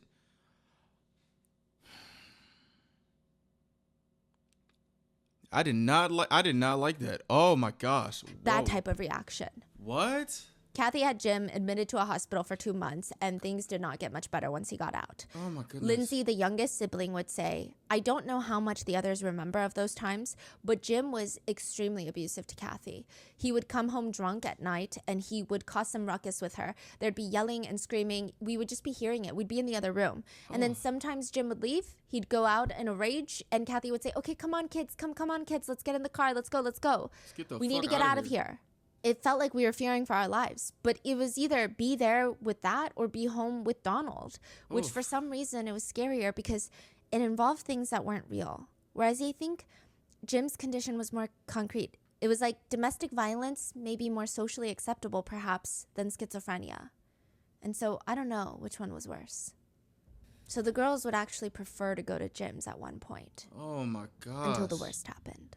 What? Jim started touching his little sisters. All right, bro. See, the fuck. See, that's why I paused at the first time. I thought that was about to be said. And then I was like, okay, so they're a good second home. Now it's like, what the fuck? Why is it always something like this? Dog. Oh my gosh. What the fuck, dude? It would later be said that because Jim was so kind to the girls that when he started essaying them, it almost seemed normal. Oh, Lindsay, the hell youngest no. daughter, would say her first memory of essay was maybe when she was 3, 4. Oh my She said it was my brother gosh. Jim coming in the middle of the night, putting his hands on me and me crawling up into a ball tighter and tighter, trying to get away, not really understanding what's going on. I mean, I'm a little child and I'm trying to stop whatever he's doing only because I think I probably knew somehow that it was wrong and I didn't like it, but I was also so terrified to try and stop it. I didn't know what to say. You just pretend that it's not happening. You think maybe it's love. Maybe this is love, and him having his hands all over me is love. No, I think he was very good at making sure it was only one child. Get this nigga the fuck out of here, bro. No, Not bro, real no. when it was happening. Whether it was Margaret, my older sister, or me, or just, yeah. She said, the abuse was chronic. I'm going from 3, 4, 5, 6, 7, 8, 9, 10. This is continuing on a regular basis. I don't know how often. I'm thinking it was maybe most weekends. But it was either that, be there with Jim, or be at home with Donald, which was terrifying too. Because Donald had his outburst. He was not without us having to call the police about him and having to go to the hospital, whether it was attempted self-exit or whether he was getting into a fight with my father. It was like choosing the lesser of two evils. It was like you could be at home with Donald, or you could be at Jim and Kathy's and endure his essay. Man, and fuck Jim. also keep it a secret. Because one, no one's going to believe me. If I were to go to my mother, she was emotionally probably very unavailable at this time. So I'm not sure I felt safe going to her. And you want to go to the zoo, and you want to go ice skating, and you want to do these things. So this is the one place you're going to feel normal. Getting to be around what felt more like a normal environment. I'm so sorry, bro. I'm so sorry. What the fuck? Like, literally, this shit always fucking happens. Oh my gosh. And it's almost like you had to pay the price for it. I don't know which shouldn't was have worse. to. I probably would have been better off at home than that one for sure. At least I wouldn't have had to endure this abuse at the hands of Jim. You say it lasted 10 years? Yeah. 10 until she fucking was- Both daughter? Yes. Wow. For Margaret, Lindsay's older sister, it started when she was also 5.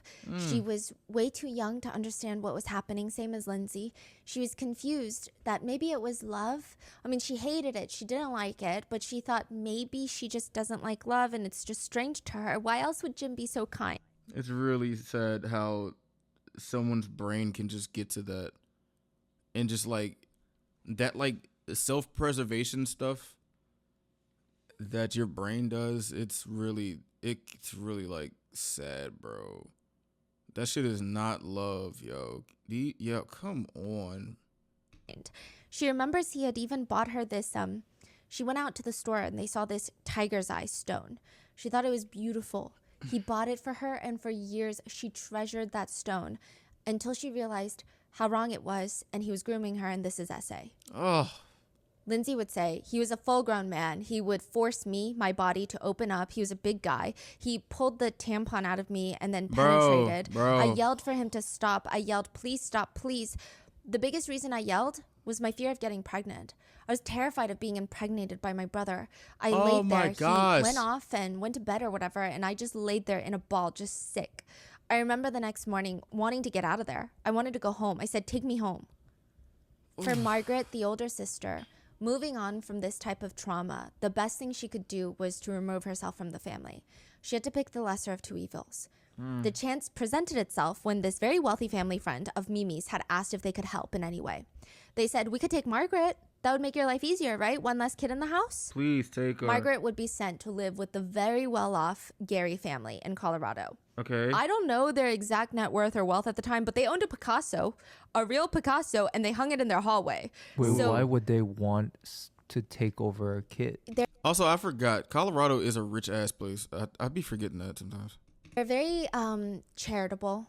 They like to take in kids. So they had a few other kids from families that were going I hope they treat them well.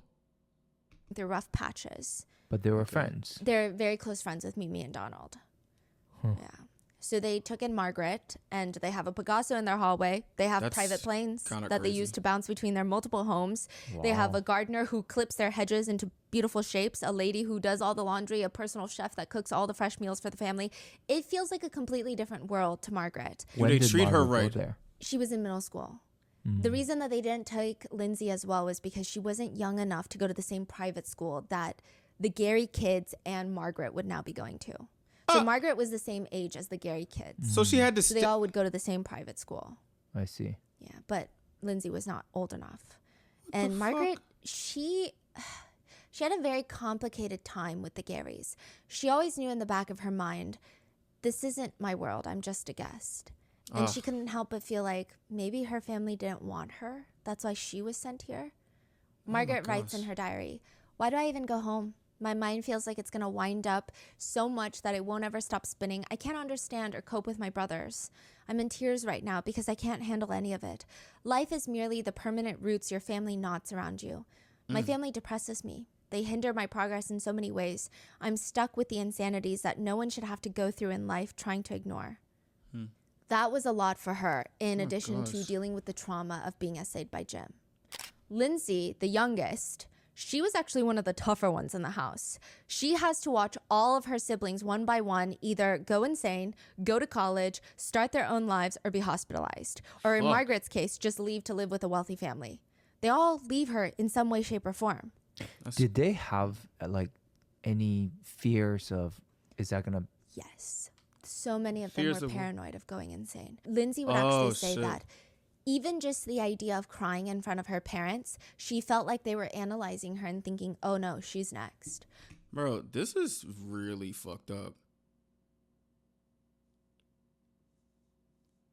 And like I would say the thought of like having that ominous like thing that's looming over their heads just adds a more layer of yo, oh my gosh, yo, this is insane. So she had to show no emotion. Fuck. Wow. While she's witnessing all of this, she can't show any emotion. And then her parents don't want to talk to her about it because this is at a time where they barely know what's going on with their children. This is just a They barely clusterfuck of- understand, so how can they explain it to a little girl? Oh my gosh. So Lindsay developed this habit where she would just spend hours in her room organizing and reorganizing everything just to have some semblance of control. Yeah. She would feel very jealous that Margaret left. She said, "Oh my gosh, you live in this gorgeous home in Denver with all these fancy people." And I didn't understand why Margaret got to be there. And I didn't understand why I didn't. I didn't understand that. Why was I left to live with schizophrenics? I mean, I was angry. I was furious, but I couldn't show it because being angry meant that maybe you were becoming mentally ill. Man. Raising your voice, yelling or screaming or crying was what people with mental illness do. So we have Donald, the oldest, that's diagnosed with schizophrenia. Then Jim, who also clearly has schizophrenia, but the whole family doesn't know it until a little bit later. Brother number 3, John, he's kind of the opposite of his 2 oldest brothers. He is fully devoted to classical music. Okay. He's very quiet. He just keeps in his own world, which at the time, Don, the dad, did not like. He would tell him, "John, you need to get out more. Music is a selfish profession. You spend so much time in the practice room. Why don't you socialize more? What good are you doing?" It hurt. How is music a selfish profession? That objectively doesn't make sense to me. Am I missing something? Like, what? Hurt John, but this was kind of his escape. He would eventually start working as a music teacher. And interestingly, later at John's wedding, Don, the dad, would pull John's new mother-in-law aside and tell her, "Your daughter got the best of my litter." Like the best of the 12. What? Why so? Why did he say that? Just he John really has- liked John? Yeah, but he never showed it. John had no idea what to do with that, but he just knew that he wanted some distance between himself and the family. Bro, that shit kind of like, that shit would probably suck. Like, oh wow, thanks, Dad. The fuck? Which sounds selfish, but I mean, it was just really hard, especially with the parents. I mean, it was hard for them too. Mimi and Don were not perfect. I don't think anybody is. Sometimes they Yeah. would say very hurtful things to the kids. Right. If somebody starts acting up in ways that Mimi didn't like, because she has all this pressure, all this stress, she would snap at them and tell them, "You're just like Donald," which at that point was considered the no. worst thing you could say to someone in the Damn. Dalton What family. the fuck? Don, the dad, was always busy outside the house. He was allegedly had like 6 different affairs, threw himself into his work, and it was a lot. It's a greedy motherfucker, huh? A greedy gut. Just a greedy motherfucker. You and them fucking Falcons. Yeah, it was a lot. But how's John doing mentally? He does not have schizophrenia. Oh. Yeah. Maybe that's why the dad said it, you think? Maybe. But I think John is just a very calm person. Ah. So the other brothers who also don't have schizophrenia, they still have more of like rebellious streaks that they went through. John was just a very calm, collected person. Okay. And, you know, I will say that Mimi did try to do everything she could in her power. She would read up on all these things that you can do. She found this one doctor who believes all mental disorders are a cause of a lack of blood nutrition balance. So she starts buying all of his supplements, forcing each of her kids to take them every morning. But nothing is working, and nothing is going to be as shocking to the family as what happens next. What happens? So we have Donald, the oldest, who's diagnosed with schizophrenia. Jim is diagnosed with schizophrenia. John is not diagnosed with schizophrenia. Okay. Brian is the fourth oldest. He was always considered the most handsome in the family, even more so than Donald. But he's very, very shy. He would spend most of his time, kind of like John, deep into classical music, jazz, rock and roll, anything to do with music. Brian naturally becomes the favored child after Donald and Jim kind of fall apart. The parents, they invest the little money that they have to spend on non-essentials to get him private piano lessons, musical instruments. Brian ends up packing up, moving to California to be part of a band, and he meets this beautiful girl named Lorelei Smith. She is the daughter of a doctor. I mean, the family does very well for themselves. And Brian has this thing where he talks a lot about very dark subjects. Like he would talk openly about death. But people thought he's so musical, he's in this band. It's almost romanticized when he does it. I mean, if you do talk about like death in a certain type of way, you are able to like romanticize it a bit.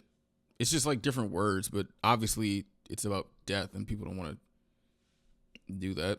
You know, I find that topic kind of fascinating. Very morbid, I know, but I wouldn't like, you know, go to the party and say stuff like that. It's just like it's like really interesting things to think about. But okay. Mm-hmm. Lorelai thought it was nice until it wasn't nice. What do you mean? She ends up breaking up with him. Oh no. And they would both be found dead in her apartment. Brian would shoot his ex-girlfriend, Lorelei Smith, in the head with a rifle and then turn the rifle on himself.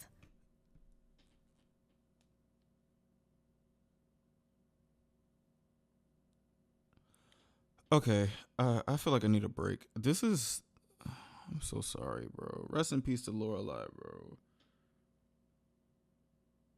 Dog. Oh, He would be dead. And we don't know if he had. We know that he was prescribed antipsychotic medication so you just assumed that, prior to wow. that. I see. When? Oh my how gosh. old was he? Do we know? 20s, Wow. early 20s. 20? So Michael, the next eldest, What? he briefly had a visit to a psychiatric hospital soon after. And everyone in the family was convinced that he's next. He's losing his grip on reality. He's going to end up just like Donald, just like Jim, just like Brian.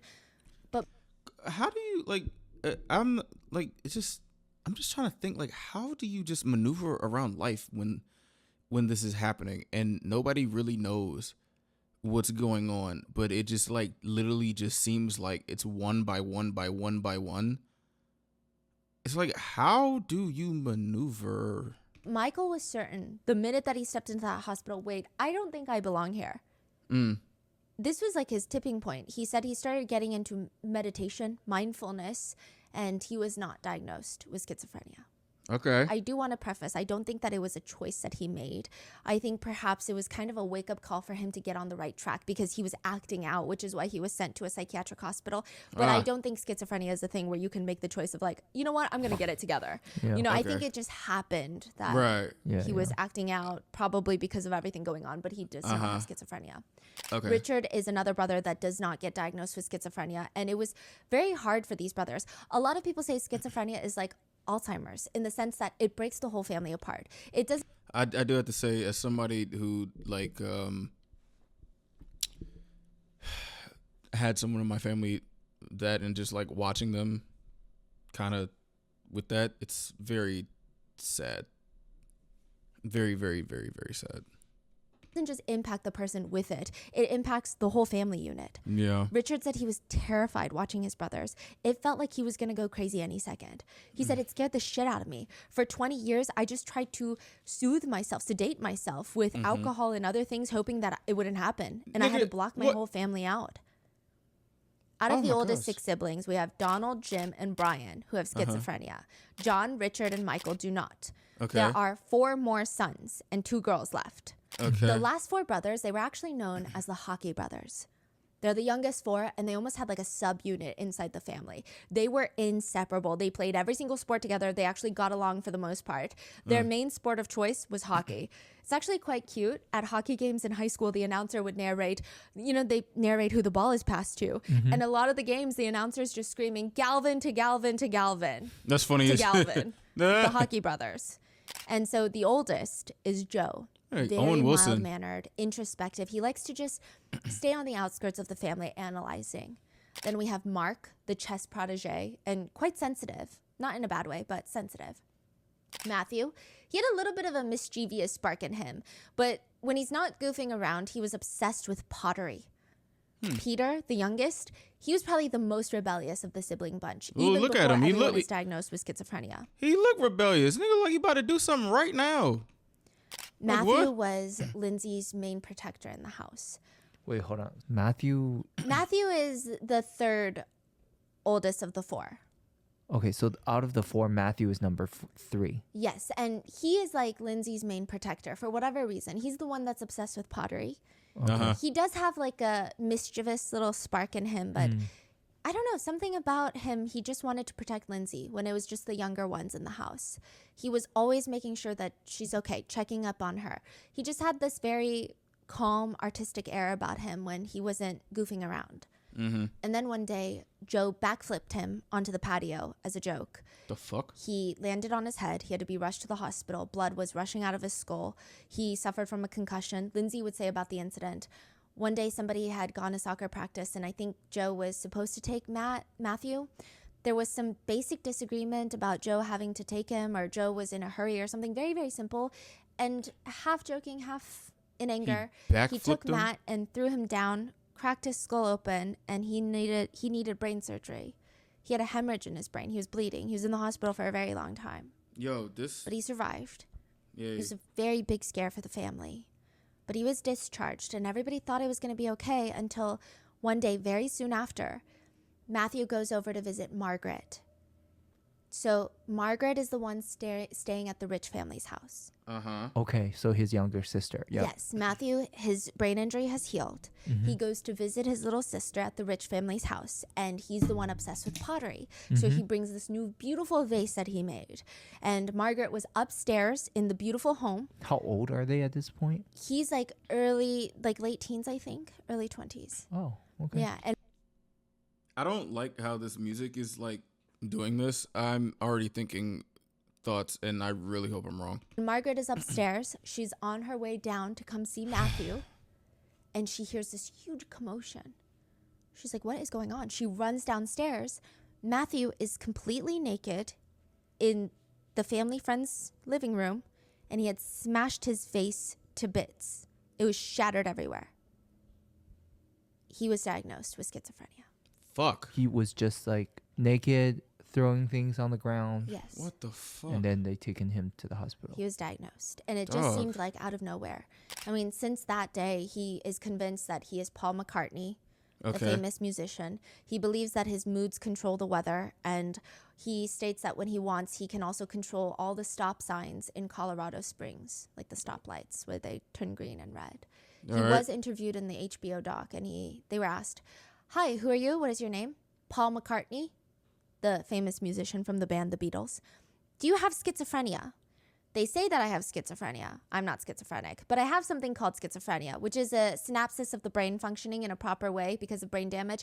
I may have been a little schizophrenic because I was with a lot of people that were schizophrenic, but that doesn't make me a schizophrenic." Okay. How old is he at this point? 50s. Wow. Damn. How did you feel schizophrenia was affecting your life? Well, schizophrenia was used by the doctors as an excuse to abuse me. They would actually drug me with the needle for 20 years. Fuck. So the needle is when someone has anosognosia, they don't take their medications. So a lot of times doctors will resort to giving them shots. They put me Ooh. on Clasaril for 36 years. Over the years, I'm just getting tired. I got tired of the whole scene. The whole scene was just a nightmare because it didn't really do anything for me. Just makes me think that psychiatric medication is not needed in my life. I just want to express myself. But what do you do when your friend John Lennon gets shot by Mark Chapman? I mean, I'm no Mark Chapman. Side note, Paul McCartney and John Lennon were bandmates for the Beatles. John Lennon was killed by a man named Mark Chapman. Yeah. Can you remember when you were younger, you lived on Hidden Valley Road with your brothers and sisters? Yeah, I remember all that. But it's like, I don't want to go back to it because it's just a nightmare to remember everything that happened there. It was so violent because, Good question. If he thinks he's Paul McCartney, what does he think when he like sees a picture of Paul McCartney? Or like he meets Paul McCartney? Donald Kenyon Galvin would smash my teeth in, knock my teeth in. I had my jaw broken. My jawbones were slammed back behind my ears. I'm half deaf in both ears because of this. He made my life a living nightmare, being beaten as a child, carrying a cross into a graveyard, being crucified and resurrected. And I got scars to prove it. From a nail, there's holes right in my wrist here and a hole right in the wrist of, both sides of my body. Do you think that you will ever get cured of schizophrenia? That whole schizophrenia thing was my mother's idea and notion that I'm mentally ill. I'm meant to be a little schizophrenic because I was with a lot of people that had schizophrenia, but it doesn't make me a schizophrenic. Okay. Matthew believes, essentially, the world is conspiring against him and the family is letting it happen. He states in his medical treatment, it is not necessary to be treated, and the more that the doctors keep drugging him, the more people will end up dead. He says, You ever watched the news lately? Like 480 people died in 4 different plane wrecks. 8,000 people died in an earthquake in the Himalayas. 150 men in Nigeria were shot down. 22 people killed in a church, 22 people in a plane wreck. Quit drugging me, or these things will keep happening. I am the prophet you have heard so much about. Wow. Then it was Joe. The one that slammed Matthew down. The oldest of the hockey boys. Yeah. Joe was working for United Airlines, so he was doing okay. He was a baggage handler. Things were going really well. He fell in love with a doctor's daughter. It seemed like they were going to get married, but everything starts falling apart with a knee injury. What? He gets this knee injury working for United, but he didn't want to file a claim for it. He just wanted to keep working to show United Airlines, hey, look, I'm such a valuable employee. But United Airlines did not see that, or maybe they just didn't care. Because when a promotion opens up, Joe thinks, that's got to be me, right? Nobody dedicates as much of their lives to the job as I do. He gets passed for the promotion, and Joe starts losing his mind. He starts sending threatening letters to the boss, to United, the whole company, to the CEO. Unsurprisingly, they fire him, and he starts sending those same threatening letters to the White House. He starts going off the rails. His fiance leaves him. He starts seeing things. He starts running down the middle of the street, screaming at the top of his lungs, the wolves are chasing me, the wolves are chasing me. He would go on these rants about how he used to live in China in a previous life. He would sit his sisters down and talk in depth about Chinese history. And he says that he knows all of this because there's a Chinese emperor in the clouds that is talking to him. Okay. Yeah. But Joe is actually the one sibling without anosognosia, so he knows he has schizophrenia. His sisters would say it's very hard to watch Joe because the other brothers, they genuinely don't believe anything is wrong with them. It almost feels like they're living in their own reality. Right. But Joe would have these moments where he looks up at the skies and he would say, oh my gosh, look, the clouds are pink. And then he would say, I'm hallucinating, aren't I? Oh, fuck. And he would say, I just want this to stop. This is so So it's sad. like he would be able to break himself out of his hallucinations and recognize my gosh. this isn't real. And I think I do agree that is much harder to see, I believe. Oh my goodness, bro. And it's just like the Galvin family could not catch a break because after Joe, soon after, the dad suffers from a stroke. Oh my gosh. Just right there in the middle of the living room floor, he collapses. Peter, the youngest of the hockey brothers, is standing right next to him. He witnesses the whole things. He had witnessed his brothers lose their minds. He had witnessed one of the most important people in his life, his father, have a stroke and almost die. After the stroke, the dad was never the same. The stroke hospitalized the dad for 6 months. He'd be paralyzed on the right side of his body. He seemed to be without any short-term memory. He didn't really remember much else after World War II. Fuck. It was really bad. He went from reading 3 books a day to just sitting there watching TV. He never liked the TV. He never even wanted a TV to be in the house. Oh my goodness. And it's soon after that, Peter, the son that was right next to him when he had his stroke, starts losing his mind. It started with him speaking gibberish in math class. Nobody could understand what he was saying. It seemed like a different language. He was just talking in ways that didn't make sense. He would sit on the edge of the teacher's table talking and talking, and it was just weird. When the teachers try to pull him out of class, he gets violent. He starts attacking them. Yo. But the parents thought, okay, maybe it's going to be okay. He's just a little bit stressed out. A few weeks later, he goes to a hockey camp as scheduled. That's where he fully breaks down. He starts wetting the bed, spitting on the floor, hitting other campers. He'd be Oh my hospitalized. The Galvin parents would not be able to visit him for multiple weeks, and when they finally get to, his entire room smells of urine, and he is strapped to the bed with no bed sheets. He is not doing well. He's just very violent. He's convinced that George W. Bush, the president, was bombing the hotels in Colorado Springs. Yeah, he would be forced to undergo shock therapy, the electric shock therapy, which he hated. He said, I'm not having that shit. I'm going to call the Air Force Academy and have them bomb this place. That shit messes with my bones. He had to receive shock therapy once a week, to which he told a medical worker, you're a bitch. You'll be fired if you mess with me and my attorney. I'm suing you for $50 billion trillion million. You are the whores of Babylon. My arm broke last night, but I healed it. That same month, he kicked a hospital worker, breaking her rib. And after continuous treatment, remember Peter used to be the most rebellious of the siblings? Mm-hmm. Now he just repeats the mantra, I cooperate fully, which is what they had them say before the shock treatments. It's just devastating. Yeah. Mark is the only hockey brother, if you will, that does not get diagnosed with schizophrenia. He was a chess protege growing up, and he was just the one constantly trying to break up fights. He was the closest with the three brothers, the hockey brothers. And a part of him feels like he has to grieve them. He feels like his brothers are alive, but it feels like they fell off the face of the earth.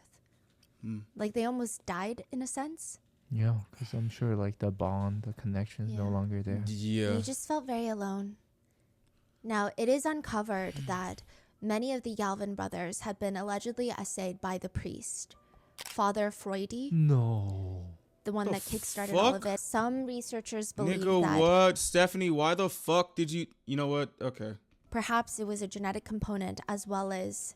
Bro. Now, I will say Wait, how do we- schizophrenia is not caused like directly by abuse, but it is caused by environmental triggers. And some researchers believe this could have been the environmental trigger for a few of the brothers. Is that Oh my confirmed gosh. about the priest? It's pretty much confirmed. So Donald had started talking about it. Good, And what? I will say a lot of people did not believe Donald because he's schizophrenic. Which one is Donald? The oldest. The first one. But he would say this when he was very lucid. He's very aware, right? And even when he was going through his periods of psychosis, his story never wavered, even when therapists asked him about it. Yo. His story with Father Freudy was always the same. And then in addition to that, there is another boy in town that Father Freudy was close to his family. He stated that he was abused. But none of the other brothers, A few of the other ones. Jim likely was essayed as well. they also shared the same story? Yes. Dog. What the Whoa. So it seemed that Father Freudy was abusing at least one or two of the brothers, and two of the other brothers, so at least two were abused by Father Freudy, and two other brothers stated that they were abused by one of the brothers. They did not name the brother, but we can kind of assume that it was likely Jim. Mimi was devastated and pissed, the mom. I mean, she knew now that Father Freudy had likely targeted her family. She said he knew it was a big family of boys. So it's likely that he cozied up to Mimi and said whatever fuck? Mimi wanted to get close to these boys. Oh my gosh. A lot of the siblings who Fuck did that. not get diagnosed with schizophrenia, they state that they live with a lot of guilt because there's still no definitive reason, because you can't say it's this SA because the girls were also SA'd, and SA is not a cause of schizophrenia. Right. There might be some correlation. It might be considered an environmental trigger, but it's not the direct cause. I do want to say also the HBO documentary makes it seem like the essay of Jim to the younger siblings was taking place in the house. I don't know about the brothers. They did not expand, but the sisters stated it always happened at Jim's house. And the HBO documentary makes it seem like the parents were okay with it. They were just letting it happen. But that's not true. When Lindsay, the youngest, eventually told the parents, they cut Jim out of their lives. Well, the dad did. The mom, she never wanted Jim around the other kids, but she tried to get him psychiatric help when he needed it. So there's just no definitive reason on why Six did not get schizophrenia. And Wow. Margaret once wrote in her diary, "My brothers were going crazy and I was swimming at the country club. My brothers are still going crazy and I'm still swimming at the country club." Oh. Oh, she's the one that's living with the wealthy Gary's, family. Yeah. She just feels a lot of guilt. Because there's no reason, there's no answer, and she finds it very hard to be around her brothers.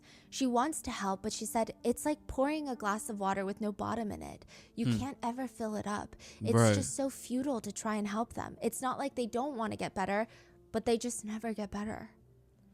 As far as Lindsay, she has chosen to be the new caretaker for most of her brothers. They're all much Aw. older now, 40s and 50s. She's even started taking care of Mimi in her last days before the Wait, mom. Lindsay, the youngest, is the caretaker of all the brothers? Yes. Wow. Yeah. So Margaret, the other sister, does not really partake in family matters. Mm-hmm. She said that she needs that to heal. Yeah. And Interesting. the author writes that they just process the grief very differently. Yeah. Margaret takes that grief and she internalizes it so much that she can't be around her family and heal at the same time. Where it seems like Lindsay takes that grief and she's got a bit more of like that fighter spirit. She feels a lot of guilt and obligation, and she does it by helping her family now. Wow. She took care of Don, the dad, before he passed. She took care of Mimi, the mom, before she passed. And she now has children of her own, which one of them is actually studying under a researcher who studied the family, Dr. Okay. Friedman, Oh, to wow. learn more about schizophrenia. So Interesting. Lindsay's daughter is now working with the researcher that had studied the family. So she's also very intelligent, and Lindsay has stopped blaming her mother. She said, I really believe that my parents didn't get us as much help as we should have had, but they didn't know what that looked like. What would that help even look like, you know? Right. This was at the point where psychiatrists didn't even know how to help people with schizophrenia. Jim, the second oldest, the essay abuser, and Joe, the one that does not have anosognosia, the one that knew that he was hallucinating, and Peter, the one that had the electric shock therapies, they have passed from complications of the Wow. medications given to them with schizophrenia. Oh, wow. Brian has passed away a while back, remember, because he Uh-huh. murdered his girlfriend and then killed himself. So Yeah. 4 of the 6 brothers are passed Fuck. that have schizophrenia. All the ones without schizophrenia are alive. 4 of the ones with schizophrenia have passed. So there's only 2 brothers left with schizophrenia. Which is the Donald, oldest? yeah, and Matthew. Wow. What are they doing? They're just trying to live, and they like being around birds. And they still try to get the family together every now and then. They have the Galvin Family Trust, which we are supporting thanks to the partners of today's episodes, but it's just to help them have their best golden years. Okay. Wow. Huh. And so one of Lindsay's earliest memories of her oldest brother Donald is when she's maybe 5 years old. She remembers being in her bed late at night. Donald had just gotten back from the hospital and she could hear him in the hallway, and he just kept crying, I'm so scared. I don't know what's happening. I'm so scared. I don't know what's happening. Lindsay states about her brothers with schizophrenia and those that suffer from it. She says, just because they have schizophrenia doesn't mean they don't have their own minds. Their Right. mind's a little broken, but when they're lucid, and they want so badly to be normalized. They don't want their condition to be scarier. To me, schizophrenia is really tragic, and it's not their fault. Right. In one personality test given by a psychiatrist, Donald, the oldest son, he was told to fill in the blanks. So it would say, I feel, and then he fills in the blanks. It says, I feel tense. I wish too much. I secretly want to be happy when I'm alone.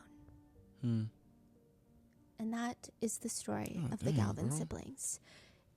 It's just such a shame that the HBO documentary is making them seem like just really violent, evil people. I do Yeah. think that obviously Jim is a bad person, but Yeah.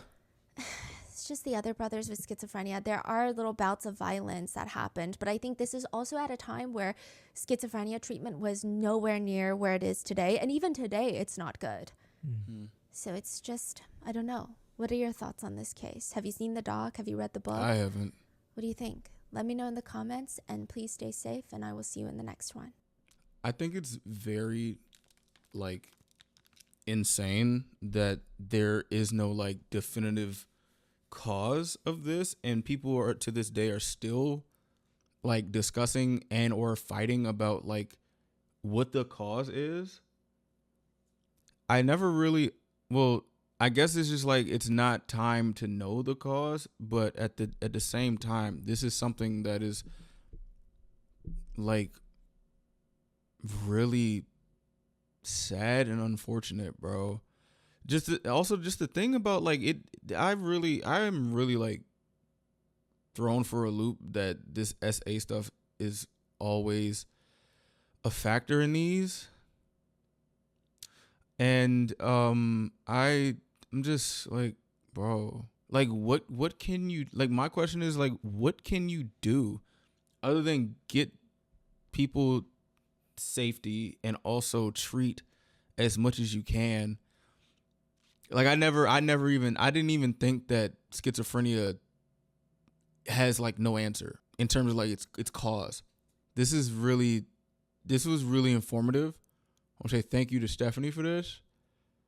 Yeah, fuck that documentary if that's what they did. Like that's really sick. It just, everything about this is very unfortunate, and I'm just like, bro, like I do want to learn more about this stuff.